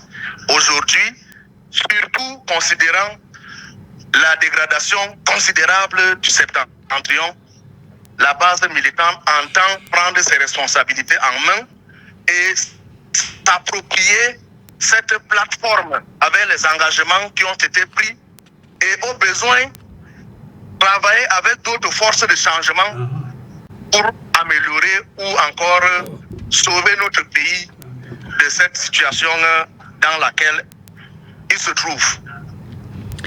Est-ce que ce n'est pas simplement une meilleure négociation que l'UNDP recherche avec le pouvoir? C'est ce que nous suivons dans l'opinion, que l'UNDP voudrait juste peut-être faire du chantage pour avoir plus d'audience afin de négocier sa position dans le gouvernement. Ce qui est faux. Je ne vais pas tout de suite donner la déclaration qui sera lue lors de la réunion du comité central du 28. Donc il est fort possible qu'au sortir de cette réunion du comité central de l'UNDP, que M. Bello Bouba Maïgari annonce sa candidature. Je ne vais pas tout de suite dire, mais ce que la base réclame, c'est que l'UNDP doit avoir un candidat à cette élection présidentielle et le candidat, c'est Bello Bouba Maïgari. Très bien. On reviendra avec vous tout à l'heure. Je vous rappellerai ou alors vous restez en ligne, on reviendra avec vous. Oui. Hervé Emmanuel, comme quand on sait que depuis peu un vent de révolte souffle sur le septentrion, confère par exemple la dernière visite du SGPR, vent de révolte où les populations de ces régions remettent de plus en plus en cause le pacte entre leurs élites et Yaoundé. Quel est le regard que vous portez sur les agissements de ces deux alliés du RDPC, M. Bello Bouba Maïgari et l'UNDP, mais également M. Issa Tiroma Bakari? J'imagine que vous avez pu voir la déclaration incendiaire qu'il a faite alors qu'il recevait des militants du FSNC chez lui à Garoua. Voilà. Vous savez, le parti de M. Chiroma, comme celui de Bello Bouba, c'est le même parti. Aujourd'hui, les Camerounais qui n'ont pas mon âge, mais Dieu comme Xavier et moi ici, le même docteur Gaprout, peuvent se souvenir quel est l'acte de naissance de ce groupe qui s'est scindé en plusieurs. Parce qu'il n'y a pas eux, il y a aussi Moustapha qui était toujours dans le même groupe. Oui. Et qui a créé aussi son parti. Les signataires de l'alliance entre le RDPC pour l'UNDP, à l'époque il y avait M. Maïgari Bello Bouba, président national de l'UNDP, M. Célestin Bedzigui, vice-président à l'époque, il était le vice-président de l'UNDP, le docteur Jules Ebumbu, vice-président de l'UNDP, et M. Issa Bakari, il était membre du bureau politique de l'UNDP. Donc ça c'était pour l'UNDP et pour le Rassemblement démocratique du peuple camerounais. M. Peter Mafani Moussongue, M. Joseph Charles Dumba, M. Mokoko Mbonjo, Pierre, et puis M. Christophe Mienzo. Alors, pour revenir, parce qu'il faut éclairer les Camerounais, nous sommes entrés dans une haute saison, il faut la clarification. Parce que, comme disaient mes différents panélistes ici, nous rentrons aussi dans une période d'enfumage. Vous ne comprenez pas si c'est une question d'intérêt national ou c'est une question alimentaire de quelques individus qui se posent. Et on met c'est devenu un fourre-tout. Les réclamations de tout Camerounais, où qu'il habita sur le territoire camerounais ou même à l'étranger, sont pertinentes. Surtout quand ces réclamations sont fondées.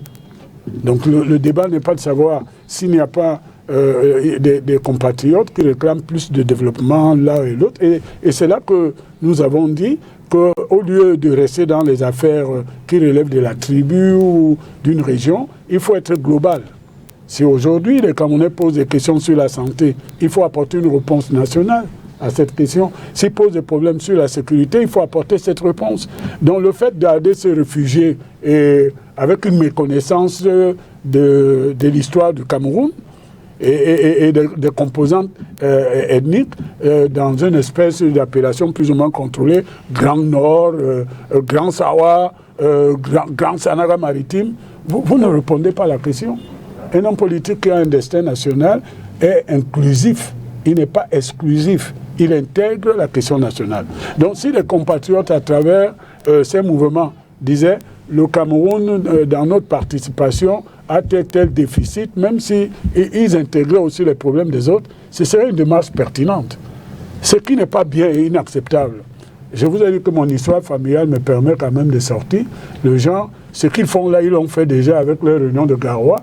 Ils ont chippé le parti créé par Samuel Ebois pour en faire un parti régional et, disons même, confessionnel. Ce n'est pas acceptable. Donc, on arrive donc maintenant où le passé les rattrape. Comment vous pouvez dire, vous jouez dans une équipe et vous êtes joueur titulaire depuis 30 ans, 22 ans, 30 ans, et vous êtes aligné à tous les matchs. Et vous découvrez à la 30e année que non, tout ce qu'on a raconté, c'est pas bon, c'est pas une bonne équipe et tout ça. Mais enfin, vous n'êtes pas crédible.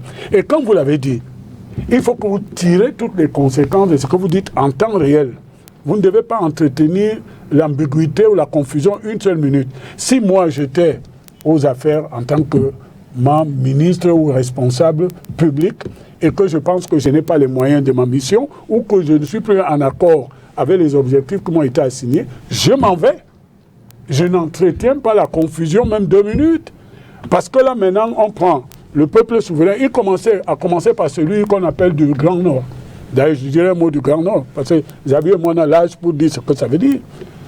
Je ne veux pas le mettre dans la confusion. Vous voyez un jeune comme Célestin Yandal, qui a une histoire quand même brillante, où il s'est battu pour être là. Il ne connaît pas l'histoire de la création de son UNDP. Il vous dit qu'il connaît déjà la déclaration d'une réunion qui n'a pas encore eu lieu. C'est un peu Israël qui fait les frappes préventives sur l'Iran pour les bombes qu'on n'est même pas encore sûr qu'on a. Donc, là, ce qui nous choque, ce qui nous choque, c'est la confusion que ça crée et ça participe à la dégradation de la construction de la démocratie et de la nation.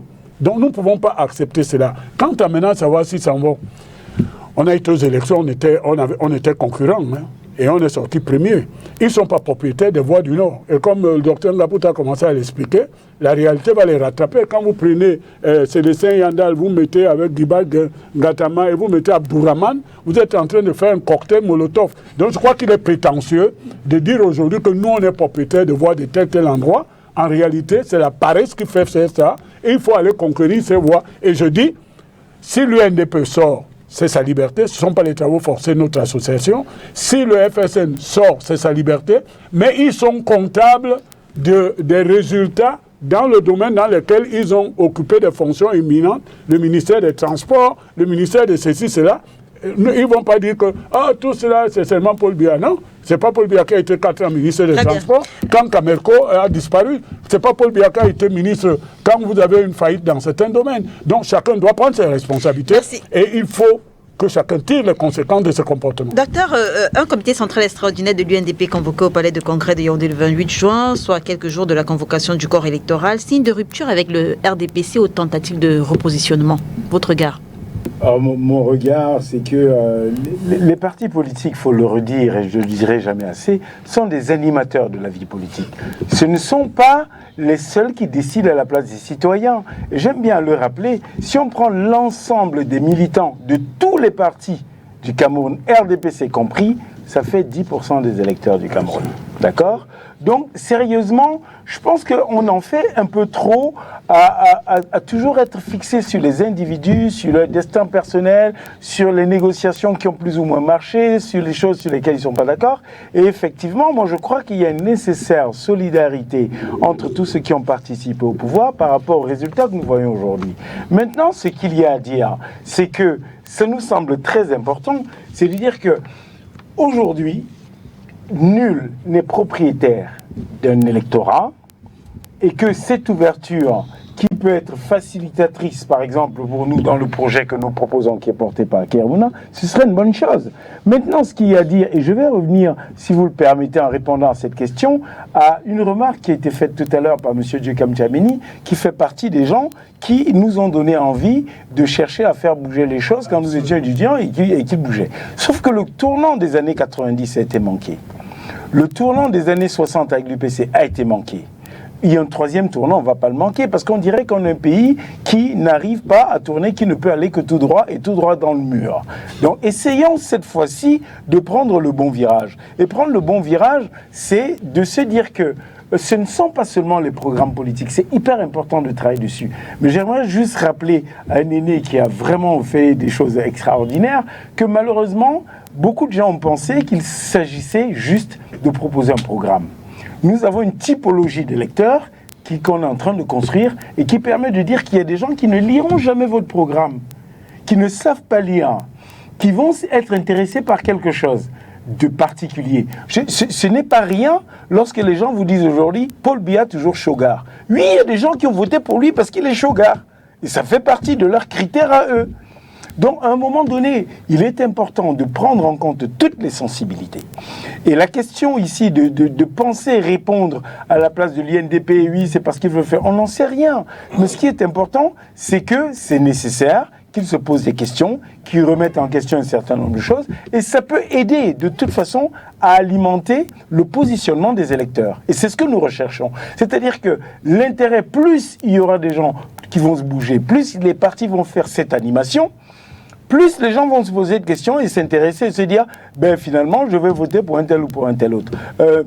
Monsieur Emmanuel, comme disait tout à l'heure, construire un projet avec l'inclusivité, j'ai presque envie de dire, mais rejoignez-nous. Mais bon, je sais que... Monsieur Dominique Diop-Katchamenyi, disons-le, deux figures emblématiques incarnent aujourd'hui cette insurrection, on va le dire dans le Grand Nord. Bello Bouba-Maïgari, ancien Premier ministre, ancien Premier avec Emmanuel comme ce sont comme mes mots, ancien Premier ministre, président de l'UNDP, Issa Tiroma Bakari, ministre de l'Emploi et de la Formation professionnelle, président du FSNC.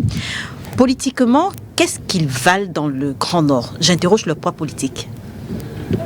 Je me réjouis d'abord, et je me permets de véritablement me réjouir, que Hervé Emmanuel Comme soit en difficulté.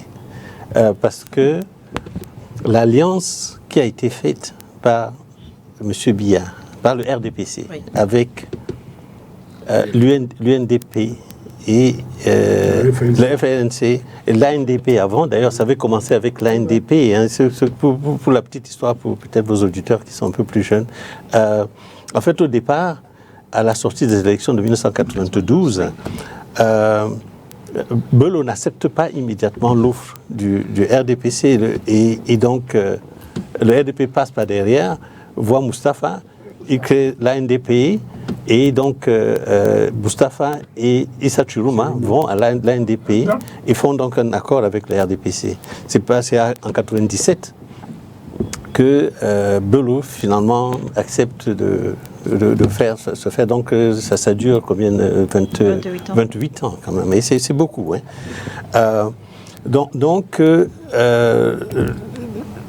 ceux comme nous qui pensons de façon stratégique d'opposition avions compris que c'était un bon coup qui avait été joué par le RDPC et que si nous voulions faire quelque chose de sérieux, parce que les chiffres sont là, il fallait à tout prix casser cette alliance-là.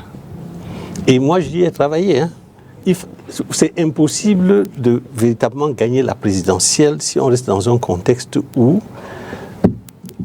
des partis qui ont une implantation, et vous ne pouvez pas nier à l'UNDP son implantation, l'UNDP a une région, 500, je crois, élus, hein, et quelques. L'Adama aussi. Ils ont la région de l'Adamawa, et ils ont beaucoup d'élus. Donc, ils ont 7 députés. Donc, ils ont un poids politique. Et ceux qui voudraient... Donc, maintenant, je voudrais aussi dire une chose très, très rapidement. Pardon, quand on dit Grand Nord, Grand Sud et Grand Ouest, ici, on parle en termes d'espace politique, pas ethnique. Hein. Parce que moi, je ne parle pas en termes d'ethnie. Je parle d'un espace géographique dans lequel évoluent des partis politiques.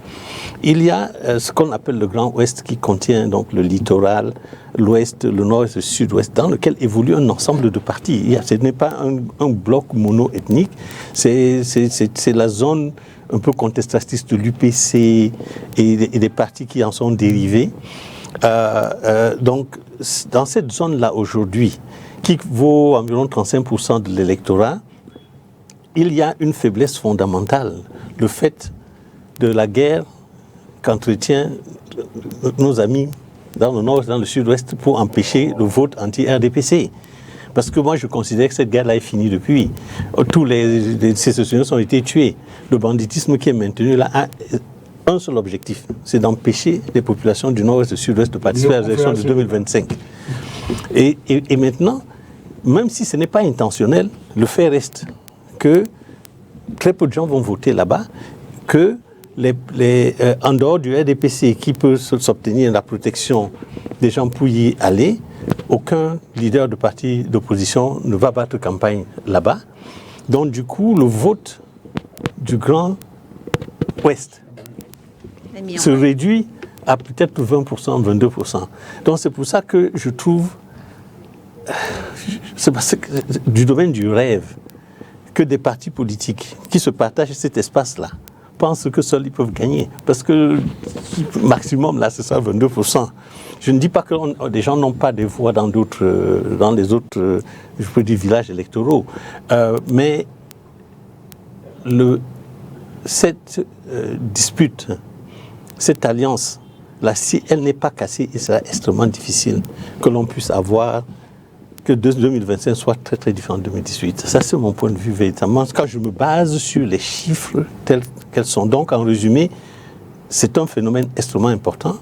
Je pense que les partis qui veulent un changement fondamental devraient se rapprocher très très fortement de l'UNDP, du FNNC, essayer de voir comment travailler ensemble pour créer une sorte de coalition, une alliance anti-RDPC pour l'élection de 2025. Et je voudrais finir en disant ceci, que quand je parle d'offres politiques, je ne parle pas de programmes politiques. Les programmes politiques des partis politiques tels qu'ils sont présentés sont... comment on appelle ce qu'on n'arrive pas à manger? C'est indigeste en réalité. Ouais. Et pour dire la vérité, très peu convaincant. Pour une raison simple, Madame Léla,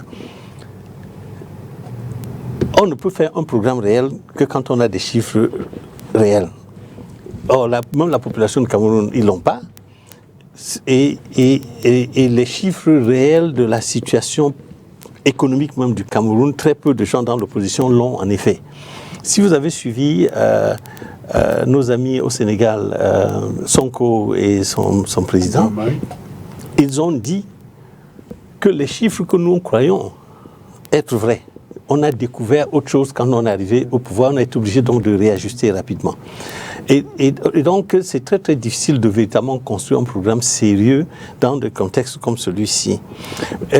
Dieu merci, dans notre situation, ce n'est pas un programme d'un parti politique qui compte. Nous sommes dans une phase extrêmement importante de notre histoire. Ce qu'il nous faut dans ce pays, c'est une refondation. Et donc, parce que l'état de délabrement avancé dans lequel la maison Cameroun se trouve exige de nous que l'on aille toucher la fondation. Donc c'est pour ça que je suis de cette alliance-là pour la transition refondatrice, ou ce qu'on appelait la mouvance de la refondation. Je crois que le candidat Akere a également ces éléments de refondation dans son discours, et il y a beaucoup d'autres personnes qui en parlent. C'est un passage obligé pour nous. Nous devons revoir la fondation de notre pays. Donc, et non pas croire que des partis politiques individualisés maintenant avec des programmes spécifiques peuvent attirer suffisamment de gens. Vous savez, mais c'est stratégiquement, qu'est-ce que ça change dans le jeu politique si aujourd'hui Bello Bouba est candidat à l'élection présidentielle? Je ne suis pas un analyste politique pour dire que ça va changer ou ça ne changera pas. Mais ce qui est certain, à partir de 1992, Djekam Tchamene, qui est un historien politique de cette époque-là, il a été un acteur principal. S'il en parle, il faut qu'on l'écoute avec beaucoup d'attention. Mais Paul Biya, qui n'a pas une culture politique de multipartisme, c'est pas un démocrate qui partage des idées, a été surpris par les élections de 1992. Ça, moi, je l'ai toujours dit. Chacun de nous a eu une option politique. La sienne, c'est un produit du parti unique qui a continué de le hanter jusqu'à aujourd'hui. C'est pas une erreur, c'est une option, c'est un choix. C'est quelqu'un qui est né dans le parti unique, tout au moins politiquement. Il a vécu là-dedans. On lui a imposé cette diversité politique à partir de 1990. Il a expérimenté en 92. Il a vu le résultat qui l'a surpris. Et il a pris du temps pour reconstituer progressivement le parti unique. Et il y est arrivé. Il est arrivé à partir du moment où les élections législatives ont fait de l'UNDP, qui a eu à peu près 68 députés, je crois, 68 députés, le MDR en a eu, je crois, 6 ou 5, le SDF, quelquefois 18, voilà. Donc, il a été surpris, il a été sérieusement surpris. Et le travail qu'il a commencé à faire, c'était de reprendre ces gens-là et reconstituer un parti unique qui est de ses rêves. Le parti unique, vous avez dit. Non. On analyse les partis, non, mais ce n'est pas le parti unique. C'est un parti unifié. Voilà. Peu importe. Unifié ou unique, pour moi, c'est la reconstitution d'un parti unique. Il y est arrivé. Il y est arrivé. Et il est arrivé en créant cette alliance-là qui a avalé l'UNDP, l'ANDP, le MDR, l'UPC. Il a avalé tout le monde. Donc, tous ces gens-là, il leur a distribué des postes. Et au fur et à mesure que ces partis s'affaiblissaient, il les mettait de côté. L'UPC en sait quelque chose, le MDR en sait quelque chose. Il les mettait de côté pour garder ce qu'ils considèrent comme des ténors. Et ce ténor-là, l'UNDP en fait partie. Le parti de Chiroma a récemment fait émergence, il en fait déjà partie. Et puis, ce parti réclame, les militants de ce parti réclament le retour à leurs militants, réclament le retour. C'est-à-dire que l'UNDP aujourd'hui, avec 4 postes, un poste de ministre d'État, un poste de ministre délégué, un poste de secrétaire d'État, et puis vous avez le parti de Chiroma qui a un poste de ministre seul. Ils ont des sénateurs, y compris à Douala. Mais les sénateurs, ce n'est pas nommé, ils ont été des sénateurs élus. Les sénateurs UNDP Douala sont des postes électifs, c'est pas grave. C'est pas grave, ce sont des postes. Il est de l'UNDP. Non, il est de l'UNDP. Il a été nommé. Excusez-moi. Le sénateur UPC a été je reviens aux postes qui sont distribués par le chef de l'État. Ce sont des postes de ministres, ce sont des postes de secrétaire d'État, ce sont des postes de secrétaire général, ce sont des postes de ministre délégué. C'est lui. Alors c'est ça le retour de l'ascenseur. Et ce retour de l'ascenseur, qu'il s'agisse de Chiroma ou de Bouba Bello, un peu dans une certaine mesure de Moustapha, les électeurs réclament. Ils réclament. Et je discute tout le temps avec ces personnalités, je sais de quoi je parle. Ils n'ont plus la possibilité d'aller sereinement dans leur région et de tenir un meeting. Parce qu'on leur demande de retour. Ouais, c'est la mangeoire. Bon, appelez ça comme vous voulez. Il faut être courageux. On leur demande, parce que les gens de l'UNDP, par exemple, la République est devenue mangeoire. Les gens de l'UNDP demandent, par exemple, à le président un poste de ministre. Depuis qu'on l'accompagne, ce n'est pas suffisant. Un poste de secrétaire général, un poste de ministre délégué, ce n'est pas suffisant. Il en est de même de Chiroma. À vous entendre, c'est une renégociation. C'est une renégociation. Et je vais essayer d'aller un peu plus loin que ça. Lorsque vous discutez avec tous ces grands leaders-là, ils vous disent que chaque fois qu'on se rend dans nos bases électorales, les populations ont envie de nous lyncher. Oui. Parce qu'il n'y a pas de retour. Les structures sont délabrées, les routes, quand il y a des pluies, les inondations, il n'y a rien d'amélioré, il n'y a pas d'industrie qui se crée. Le système éducatif est également délabré, et le système sanitaire. Alors, il y a tout un tas de revendications qui sont faites. Et puis, Dr Ngapou l'a dit que c'est partout, c'est une donne partout dans nos pays. Mais aujourd'hui, le septentrion, qui a la facilité, qui a le courage de parler, de s'exprimer, ils ne sont pas comme la plupart de nos gens, ils s'expriment ouvertement, ils ont demandé des comptes. Ça veut dire que si vous ne nous rassurez pas, on va aller vers le plus au fond. Ça, je vous dis, ce sont des mots que je retiens dans mes échanges avec plusieurs personnes. Nous irons vers les plus au fond. on va aller vers le plus offrant. Le plus offrant, c'est quoi? Parmi les candidats qui se sont déclarés aujourd'hui, celui qui sera bien positionné et qui va offrir davantage, par exemple à l'UNDP, au lieu d'un ministre depuis une éternité, au lieu d'un ministre depuis une éternité au parti de Tchéroma, si vous nous offrez mieux, vous rassurez les populations qu'il y aura plus d'infrastructures, plus d'aménagements, plus d'emplois créés, ok, vous serez le mieux offrant, on viendra vers vous. Et là, c'est une position qui est catégorique, elle est indiscutable. Ça veut dire que si les responsables de ce parti politique ne rassurent pas les populations sur cette doléance-là, il y aura un basculement total. Ça veut dire qu'eux-mêmes risquent de se faire lécher, et puis la population électrice va aller quelque part. Très bien. Hervé Emmanuel, c'est pas sûr, mais c'est une vérité. Hervé Emmanuel, comme pour le RDPC, votre parti, quel est aujourd'hui le plus grand risque?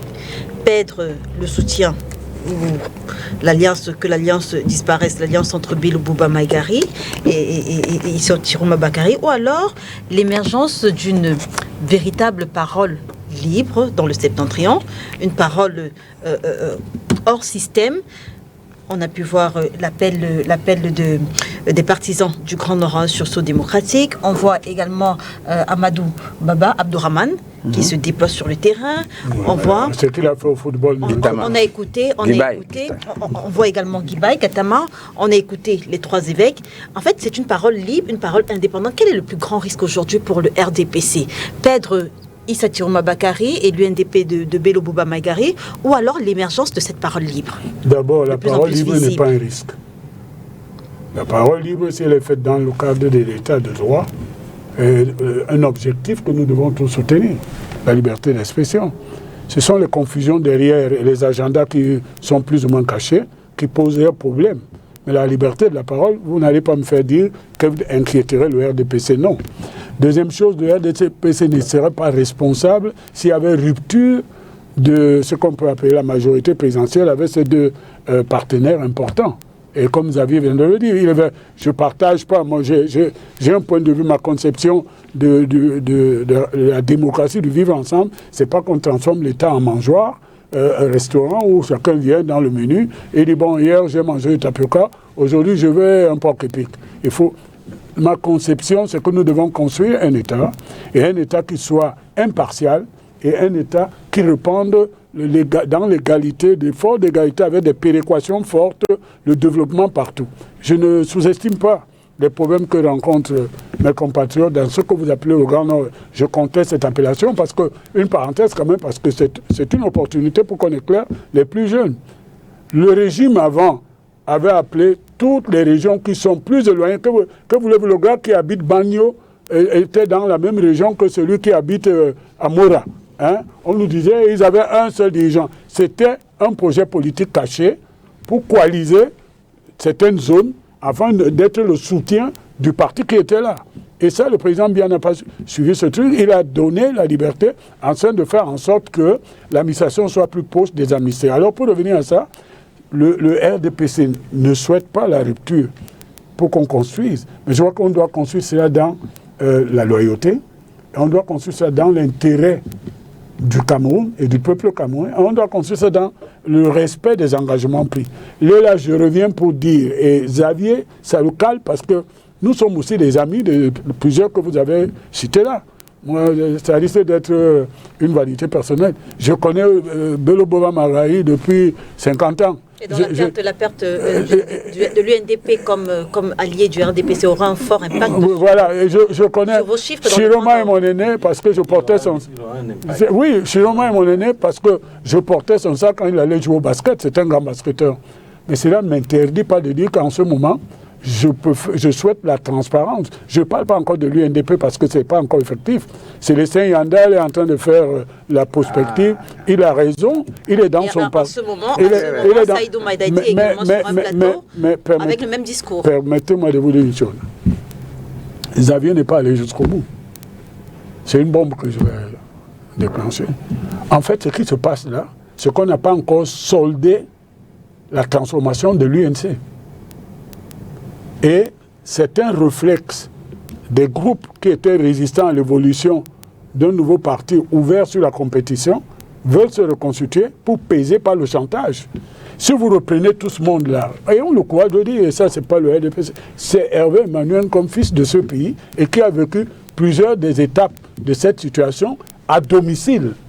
Vous comprenez? Vous allez voir qu'il y a les nostalgiques de l'ancien régime qui sont toujours le noyau dur. Tu rigoles, mais il faut que tu dises ce que tu en penses. Et il y a des nostalgiques de l'ancien régime et qui, pour certains, ont perdu les privilèges. Et maintenant, parlons des leaders qui ont peur d'aller devant leurs opinions, dans leur fief. Ben, si vous êtes un meneur et que vous êtes représentatif, vous êtes un peu comme si vous aviez un mandat. Si vous ne rapportez pas ce qu'attendent vos populations, allez les convaincre au lieu de poser un acte qui risque, là, je dis encore quelque chose qui n'engage que moi, qui peut avoir des conséquences sur la stabilité sécuritaire de notre pays. Parce que derrière tout cela, les discours qui se cachent derrière, on a commencé à dire, quand je lis les discours, même d'Angibaï Gattama, je suis désolé, c'est pas trop éloigné de ce que tu disais de l'article de Luther. Et ça, il faut faire très attention. Parce que derrière cela, quand il y aura la défaite de ceux qui sont propriétaires de voix là-bas, est-ce qu'ils vont l'accepter au point de ne pas rompre la paix et la sécurité, la situation sécuritaire de notre pays? Que représenterait en 30 secondes, que représenterait la perte du soutien de ces deux alliés du Grand Nord pour le RDPC? Il n'y aura pas perte. Nous allons nous battre. Parce que quoi? La Bible dit allez faire des nations des disciples. Et la paresse des hommes politiques consiste à ce que dans une émission, on dise moi je suis propriétaire de telle région. Mais non, ils n'ont pas de titre foncier sur ces régions.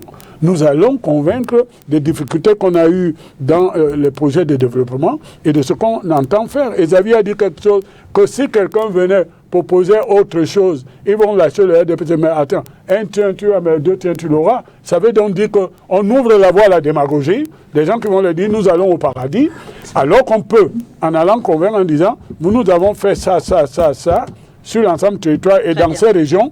Et voilà ce qui nous reste à faire. Voilà les efforts. Nous sommes des acteurs, nous ne sommes pas que des consommateurs. Donc, Léla, nous n'avons pas peur. Ensemble, nous sommes heureux. Mais si certains décident de sortir, ce ne sont pas les travaux forcés, nous irons en compétition. Et le peuple... Depuis 1997, vous avez toujours bénéficié de ce soutien-là. Oui, mais ce n'est pas une honte, ce sont des Camerounais. Très bien. Monsieur Ducam Tchameni, autre regard, vous avez semblé tout à l'heure encourager la rupture de l'alliance entre l'UNDP et même le RDPC. Autre regard, une probable candidature de Bello Bouba Magari ou même celle de Issa Chiroma Bakari pourrait bien aussi affaiblir l'opposition en divisant davantage les voix de contestation, des contestataires plutôt que de constituer une véritable alternative au candidat Paul Biya. Est-ce que vous avez pensé à cette hypothèse? Oui, naturellement. En réalité, si les candidats à l'élection présidentielle 2025, pas tous les candidats, mais certains candidats importants, ne trouvent pas le moyen de faire une alliance autour d'une offre politique importante, il est extrêmement difficile de battre un pouvoir qui a un bloc de 2,5 millions de voix. Il est extrêmement difficile de le faire. Donc, je vais d'abord rebondir sur ce que quelqu'un a dit. Il est possible, d'ailleurs, c'est vous d'ailleurs, Madame Léla, qui le disait, il est possible que l'UNDP utilise cette posture pour renégocier son alliance, ce qui est de bonne guerre. C'est humain. Voilà, ce qui est de bonne guerre. Maintenant, ceux qui veulent, si M. Bello se présentait à l'élection et que nous ayons effectivement les 4 autres ou les 5 autres candidats que nous avons ici. Non, je ne pense pas que les deux se présenteront. Donc ils se sont entendus alors. Moi, c'est le même parti, c'est vous qui l'avez dit d'ailleurs. Bon, donc, voilà. C'est deux partis différents. À l'époque, c'était le même. En 1997, c'était le même parti. Voilà, donc s'ils se présentaient tous les deux et que le MRC se présente, le PCN se présente, le Maître Akere se présente, le PURS, et qui j'ai oublié. Et Onana. Monsieur Joshua aussi. Monsieur Joshua aussi, voilà. Il est clair que il sera extrêmement difficile d'espérer autre chose que 2018. Hein. Bon, mais l'espoir qu'il pourrait avoir ici, c'est que certaines de ces partis, du moins, trouvent le moyen de faire une alliance autour d'un projet. Je précise cela, pas autour d'un individu, parce que ça ne mène nulle part, des alliances autour des individus. Et cette notion de candidat unique est également quelque chose qui ne veut rien dire, parce que quand vous analysez les chiffres depuis 1992, les 3 premiers partis ont toujours plus de 90% des voix. C'est-à-dire, prenez 92, 36, ça a été 40, 36 et ensuite 3%, 19, voilà, exactement. Et vous descendez jusqu'à, ça dit toutes les années en fait. Les 3 premiers candidats ont 90% des voix. Cela veut dire que ce n'est pas le nombre de candidats qui importe. Il faut avoir des candidats qui soient porteurs de quelque chose, qui puissent mobiliser quelque chose. Et à mes yeux, aujourd'hui, un projet de refondation qui puisse unir certains partis que j'ai cités avec l'UNDP ou le FNC peut donner un résultat probant, moi je crois. Excuse-moi Dominique, tu fais de la science-fiction, oui. Tu imagines une association entre le SDF et le MSC? Allez-y, vous terminez. Oui. Donc, moi je pense que si on a vu au Sénégal par exemple le WAD se mettre avec Andief et le Parti du travail sénégalais, il est possible que pour des questions de faire bouger des lignes, qu'on puisse avoir des alliances qui peuvent paraître contre nature au départ. Alors, Xavier, mais c'est avant le docteur, sur la même question, même si vous allez pouvoir rebondir, sur la même question que Hervé Emmanuel Com, quel est aujourd'hui le plus grand risque pour le RDPC? Pedro Bello Bouba Magari, Issa Tiroma Bakari, ou alors la montée, l'émergence de cette parole de plus en plus libre et surtout non encartée? Mais je l'ai dit au départ, le RDPC n'avait pas nécessairement besoin de ces partis satellites, ces partis alliés n'en avaient pas du tout besoin. Mais c'est parce qu'ils ne voulaient pas qu'ils existent avec une autonomie totale. Ils ne voulaient pas. Parce qu'il y a une culture de parti unique. Ça peut paraître ridicule, mais c'est une vérité. Cette culture de parti unique a amené le RDPC à les prendre en les contrôlant. Mais ça ne veut pas dire que le RDPC seul aurait été battu par ce parti individuellement pris. Non, pas du tout. Le RDPC, qui a hérité du socle de l'UNC, est solidement implanté au Cameroun, dans toutes les régions, de sorte que, en plus de cela, il est au pouvoir. Il n'avait pas nécessairement besoin de ce parti-là. Il les a menés parce qu'il ne supporte pas la diversité d'opinion, pas du tout. Et donc, qu'est-ce que le RDPC va faire aujourd'hui? Puisque que ce soit Abdourahmane avec l'appel des partisans, que ce soit les évêques, je peux vous dire, ils ne sont pas militants de partis politiques. Avant plusieurs années, ou plusieurs consultations électorales, il est très difficile, très difficile, en allant disperser, de battre le RDPC. Ça, c'est quelque chose. Vous verrez que si les 2 partis ou les 3 partis du Grand Nord prennent des distances vis-à-vis de RDPC, il sera un tout petit peu écorché, mais ça ne représentera pas grand-chose. Mais la question que je pose, c'est que représente aujourd'hui? Est-ce que ces 3 grands partis du Grand Nord pèsent encore autant qu'avant? Est-ce qu'ils représentent encore aussi bien les doléances, les besoins des populations qu'avant? J'insiste sur la parole de plus en plus libre des personnes qui ne sont pas militants de partis politiques, qui s'expriment, qui font des revendications aujourd'hui dans le Grand Nord. Pour que je vous dise ce que pèse statistiquement un parti, mais j'ai des éléments factuels. Lorsque vous avez vu Chiroma faire un déploiement dans la Damawa, dans le nord, dans l'extrême nord. Mais ça a été quelque chose d'extraordinaire. Il y a une mobilisation que même le RDPC n'a pas réussi à faire ça. Vous parlez du meeting des 100 000 jeunes du RDPC? Non, je parle du meeting. C'est un petit tac, Emmanuel Com. Oui, je parle du meeting de Chiroma. J'en parle parce qu'on l'a couvert. Je peux vous assurer que le RDPC a de la peine à mobiliser tant de monde. Alors, lorsque vous voyez une telle mobilisation de la population, et si cette population vous tourne le dos à son parti allié, il y aura un effet. Donc, les dirigeants du RDPC prennent ça avec beaucoup de sérieux. Donc ils n'ont pas d'intérêt à perdre le grand lot qui sera facilement récupéré par d'autres partis. Je voudrais, avec votre permission, revenir sur ce que Jacques Kamtameni a dit tout à l'heure. Il fait toujours une distinction entre un projet politique, une offre politique et la personne qui porte. Je crois que la différence est très très difficile à faire. Pour pouvoir avoir une offre politique alléchante, comme tout, mais s'il n'y a pas un porteur, qu'est-ce que ça vaudra? Absolument rien. Absolument rien. Vous avez vu des gens qui écrivent des livres avec des programmes contenus dans ces livres. S'il n'y a pas un porteur qui mobilise, qui fasse passer l'idée, ça ne vaudra rien du tout.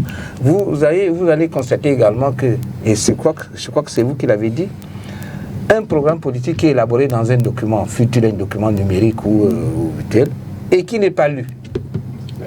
Ce programme ne peut être porté, expliqué que dans des meetings, par des voix qui portent et qui peuvent mobiliser et qui expliquent. Alors, je ne veux pas faire la publicité d'un parti politique, mais je vais dire qu'il y a certains partis politiques au Cameroun qui ont des projets, des offres très, très alléchantes. Et qui va les porter? Très bien. Docteur, avant, il y avait Emmanuel comme une percée de l'opposition dans ces régions longtemps verrouillées par les alliés locaux du président Paul Biya. Est-ce que ça pourrait redistribuer les cartes de l'élection présidentielle? Je veux dire, que représente cette défection, ou plutôt cette insurrection des barons nordistes? Est-ce que ça vous ouvre des perspectives, on va dire, inédites? Oui, des perspectives inédites sont ouvertes, pas du seul fait de ces partis politiques-là, de leur déclaration, mais du fait qu'on l'a dit tout à l'heure, de plus en plus de gens se rendent compte qu'il faut évaluer et que depuis 43 ans, depuis un certain nombre de temps, les populations n'ont pas accès à ce à quoi ils aspiraient. Donc cette évaluation qui a fait que les paroles libres, comme vous dites, se déploient, oui. ça fait une ouverture effectivement. Mais j'aimerais qu'on dise une chose, et je pense que monsieur Comme l'a dit tout à l'heure, nul n'est propriétaire d'un ensemble de voix. Et je pense, et je fais le lien avec ce que disait monsieur Jacques Kamtameni en parlant des 2,5 millions de voix de base du RDPC. Non, c'est pas immuable. C'était en 2018, entre-temps les choses ont changé. Oui, oui. Ce qui est important de considérer aujourd'hui, c'est qu'effectivement il y a une réelle ouverture. Maintenant, quelle est la question, quelle est la problématique? C'est l'accès à ces voix qui se libèrent. Comment on y accède? Et on y accède pas seulement par la mobilité sur le plan géographique, c'est comment le discours peut porter à ce niveau-là. Comment est-ce qu'on va arriver à travers le jeu des alliances? En réalité, quand on parle des alliances politiques, on est dans la théorie des jeux mathématiques ici, où on n'a pas une logique linéaire, on a une logique paradoxale. La logique paradoxale fait qu'à un moment donné, on va avoir des personnes avec lesquelles on va travailler, pas nécessairement parce qu'on va leur promettre des tas de choses, mais parce qu'elles y trouvent un intérêt, peut-être pour une élection future. C'est-à-dire qu'aujourd'hui, il faut bien qu'on comprenne également que les élections présidentielles, ce sont des élections à part. Et que derrière les élections présidentielles, il y a de grosses stratégies à mettre en place pour les élections locales. Et c'est là les véritables enjeux. Donc c'est important qu'on se dise, si nous arrivons à tomber d'accord à partir de ces voix, à partir de ce que les gens demandent, pour faire une offre qui permettra d'aider et de faire avancer ce pays. C'est à quoi nous devons travailler. Et là-dessus, je pense que si nous avons le même discours, y compris avec ce que portera M. Comme, les gens se diront, bon, vous avez un discours qui va dans ce sens, sauf qu'on vous a laissé la chance 43 ans, ça n'a pas marché. Donnons la chance cette fois-ci à Kérébouna, on y arrivera. Très bien. Voilà, Emmanuel, comme après 43 ans finalement, j'entre par la porte sur laquelle est sorti le docteur. Après 43 ans de règne, le président Paul Biya, 92 ans, fait aujourd'hui face à l'une des plus sérieuses remises en cause et en question de son autorité depuis son accession au pouvoir. Aujourd'hui, on a également les alliés qui se font de plus en plus entendre. Est-ce que ça pourrait marquer le début de la fin d'un système qu'on a longtemps cru inébranlable? Alors, votre question est pertinente, elle appelle quand même à deux précisions. Sur l'expression de ce que vous appelez les voix libres, l'opinion libre, de ce que vous avez appelé Abdouhamar, Liba et tout ça.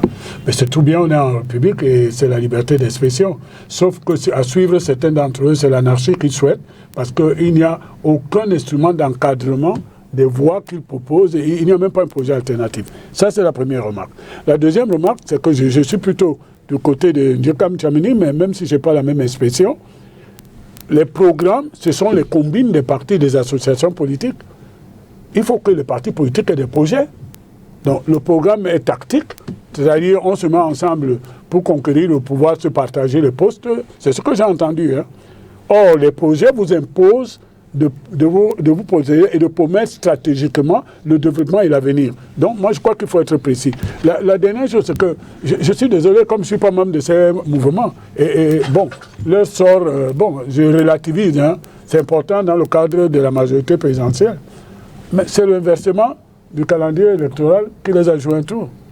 Parce qu'en réalité, ils sont en train de faire, et le docteur Ngapou vient de le démontrer, ils sont en train d'avoir un comportement de combine politique pour avoir une majorité législative ou conquérir les mairies, alors qu'il s'agit de l'élection présidentielle qui est quoi?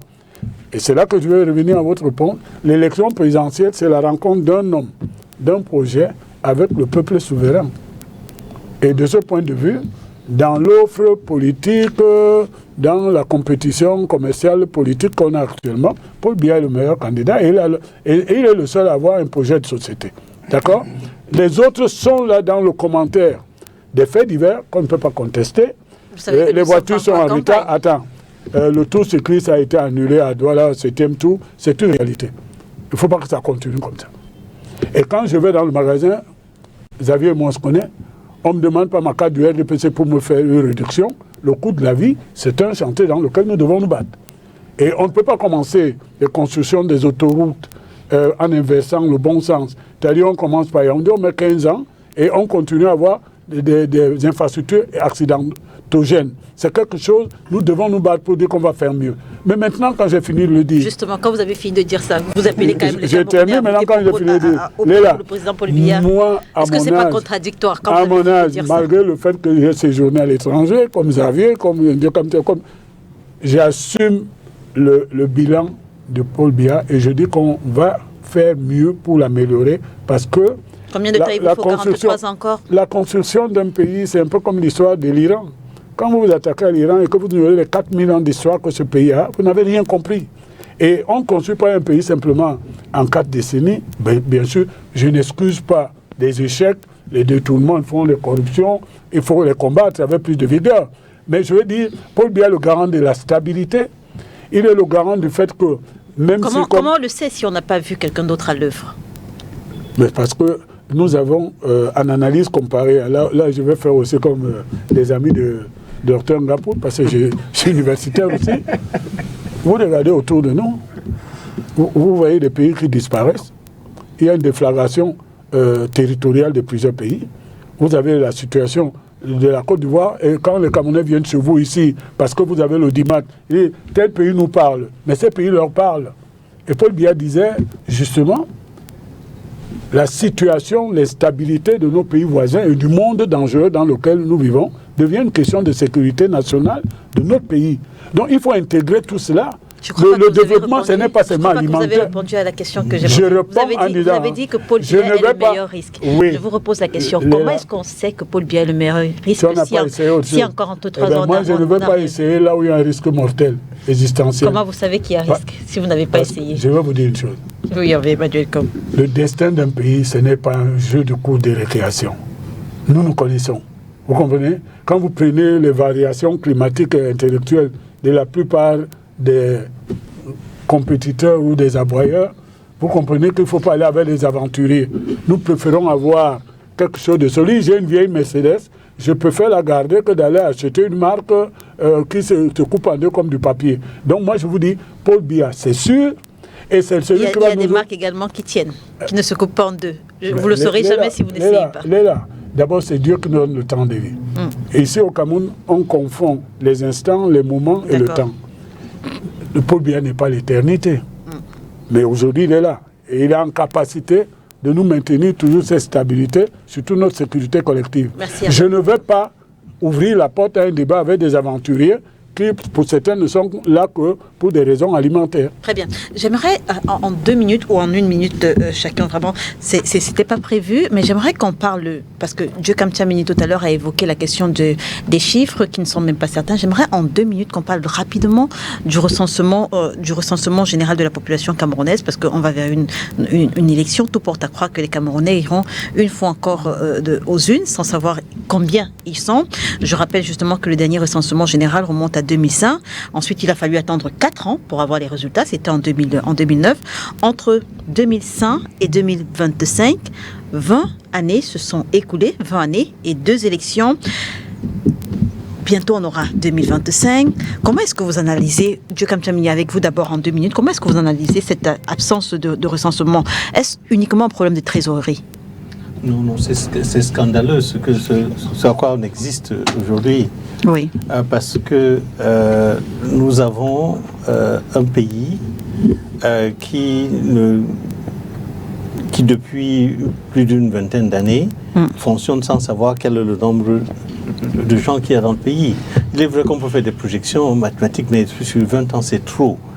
Et je ne crois pas que c'est un problème de trésorerie. Au regard des dépenses faramineuses que le RDPC fait sur des projets beaucoup moins importants, il me semble que nous devons le plus rapidement possible savoir combien nous sommes. Et tous les 5 ans faire un recensement de la population. Sinon, tous les projets économiques qu'on fait seront basés sur rien du tout. Je trouve ça vraiment scandaleux. Mais je ne pense pas que le RDPC peut résoudre cette affaire en 2025. Il est temps que les autres se mettent ensemble et qu'on essaie de les débouter du pouvoir et peut-être quelque chose de bon va arriver, quoi. Vous avez, mais est-ce que ça a un impact sur la crédibilité du scrutin à venir? Tout à fait. Tout à fait. Vous savez, il y a quelque chose... Je fais toujours des analyses empiriques. Il m'est arrivé de partir de Ngaoundéré, comme ça, consacrer un mois.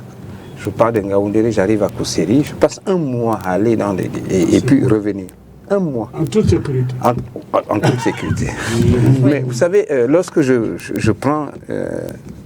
je prends un exemple comme ça, je suis au Carrefour Kaélé. Je vais jusqu'à Gobo, c'est-à-dire le bec du canard. Je peux parcourir 10 km sans trouver un hameau, sans voir un hameau. Je pars de Maroua, je vais jusqu'à Banki, c'est-à-dire à côté du Nigeria. Vous faites 5 km, vous voyez des petites maisons, et ainsi de suite. Je le fais, je vais à Mokolo, je vais à Moulvoudé, je fais tout le Grand Nord comme ça. Et puis, dans les recensements, les statistiques, on vous dit la partie la plus peuplée du Cameroun, c'est le Grand Nord. Vous vous rendez compte? Ngaoundéré, je connais pratiquement tous les coins à partir du centre de la ville de Ngaoundéré, je vais un peu partout. Je le fais régulièrement. Et malheureusement ou heureusement, on nous dit que le réservoir de la population au Cameroun, c'est le Grand Nord, c'est l'extrême Nord. Vous voyez? Donc, ça, c'est des statistiques, c'est le recensement politique. C'est le recensement politique. Parce que quand vous essayez de faire une localité du sud, enfin du centre et du sud, vous voyez la densité de la population. Mais lorsque vous allez à Garoua, vous allez un jour, il y a une déclaration politique qui a dit que la population de Yaoundé et ses environs est plus importante que celle de Douala et ses environs. Vous vous rendez compte? Pour quelqu'un qui fréquente Douala tout le temps et Yaoundé tout le temps, quand on vous dit que Yaoundé et ses environs est plus peuplé que Douala et ses environs, qu'est-ce que vous voulez que je dise? Il faut des statistiques, et les statistiques sont politiques. L'Institut national des statistiques est politique. Et le bureau de recensement, comme l'a dit Dioukam Tchamini, il fait un recensement et vous donne des résultats 5 ans après. Donc pour dire que la population, et vraiment je termine en disant, pour que vous fassiez des projections sur la distribution de l'eau, de l'électricité, pour créer les écoles, les dispensaires, si vous n'avez pas de données statistiques de la population, vous ne pouvez rien. Et aucune prévision n'est possible, si vous n'avez pas ce données. Allez-y, docteur. Donc pour nous, on a politisé, n'est-ce pas, le recensement, et on a des conséquences que nous avons là. Alors j'irai dans le même sens, mais pour dire ici que nous avons un gouvernement qui n'a pas intérêt à ce que ces statistiques soient faites, donc que ce recensement soit fait, et ce ne sera pas fait avant les élections en 2025. Maintenant, demander si ça va rendre crédible ou pas crédible, je pense qu'on n'en est pas là. C'est ça, un impact sur la crédibilité. Les questions de crédibilité, on n'en est pas là. La plupart des choses ne sont pas crédibles, et puis on fonctionne quand même, et ça ne va pas changer avant 2025. Ce que j'aimerais plutôt dire ici, c'est que nous proposons justement quelque chose qui va dans ce sens. Il est important qu'il y ait un audit de tout au Cameroun, sur nos dettes, sur le patrimoine de l'État, sur plein de choses. Ce travail doit être fait, et c'est pour cela que notre projet est présenté, porté par Keïmouna, sous la base d'une transition qui est demandée pour faire ce travail-là. Tout à fait, on n'est pas là-dessus, mais l'idée c'est de dire que aujourd'hui, la question du recensement, on peut en débattre, mais ça ne va pas être réglé. On sait le temps que ça prend. On sait le temps que ça prend pour les résultats. Donc j'ai envie de dire, partons aujourd'hui à partir de ce que nous avons. On annonce 8 millions d'électeurs, partons sur 8 millions d'électeurs. Vous savez, au Cameroun, il y a quelque chose de particulier, c'est que nous avons quand même un ensemble de populations, des zones pour lesquelles, bon, personnellement, j'ai mis en place une fondation qui a eu à faire ce travail-là, des actes de naissance pour les enfants. Vous vous rendez compte que vous arrivez dans un village où depuis 5 ans, aucun enfant n'a un acte de naissance. D'accord? Donc même si on fait un recensement, ces gens n'existent pas. Officiellement, ces personnes n'existent pas. Donc on est quand même le seul pays du monde qui abrite un tas de fantômes. Mais écoutez, il y a au moins ce point-là que vous soulevez qui est très important, sur lequel nous devons être d'accord. Le recensement est un instrument de prise de décision pour la planification du développement. C'est aussi un instrument d'ajustement dans plusieurs directions, y compris la sécurité. Donc je crois qu'il faut qu'on évolue dans ce sens. Parce que si nous n'avons pas ce recensement qui permet de déclarer des zones électorales fictives, il y a un problème. Donc ce n'est pas seulement pour nos opposants, c'est pour nous-mêmes. Parce que si on nous a imposé qu'à tel endroit les gens, et vous voyez que ce sont les hameaux, il n'y a même pas de Pékin, il y a un problème. Donc je suis d'accord avec les uns et les autres pour dire qu'il va falloir qu'on vienne dans la tradition de recensement, mais pour les questions de sécurité, on ne sait plus combien de gens sont à Douala, qui sont les étrangers, qui sont... Moi, je crois qu'on a dépassé les 36 millions d'habitants sur l'ensemble du territoire, mais ce n'est pas reparti comme vous voulez. Et ça, le recensement ne va pas faire que des erreurs s'il était là. Parce que ça peut rendre triste les Gribaï et Abdourahmane et compagnie pour découvrir qu'en fait, là, ils pensent que c'est là-bas que l'élection se joue, c'est pas là. Et moi, je crois que l'élection se joue à Douala et accessoirement à Yaoundé. C'est pour ça que j'appelle les populations de Vouri et Douala d'être vigilants et de voter Paul Biya, qui est la seule garantie de sécurité. En 2018, ils ne vous ont pas beaucoup écouté, les populations de Julie. Ah si, moi, écoutez, le candidat dont vous évoquez est passé en tête. Nous étions deuxième, mais nos voix avaient été chippées. En gros, ils ne vous ont pas beaucoup écouté. Mais nous étions le quatrième. Vous étiez deuxième, pas premier. Léla, nous étions le quatrième département en nombre de voix qui ont voté Paul Biya. Merci Abbé Emmanuel Com, j'aime beaucoup vous avoir. Merci moi aussi, Emmanuel Com d'avoir été avec nous ce dimanche. Merci également à vous, Dieu Cap Chabedi, ce fut un honneur. Merci docteur d'avoir été avec nous. Xavier Messé, c'est toujours un plaisir de vous avoir, mesdames et messieurs. Un bonheur, même comme il est secrétaire. Mesdames et messieurs, merci de nous avoir suivis. L'émission est rediffusée ce soir lorsqu'il sera à 21h30. Demain lundi lorsqu'il sera à 13h30. Et on se retrouve dimanche prochain sur les antennes de Spectrum Télévision. Si bien sûr Dieu le veut, bon dimanche à tous. Merci madame la procureure.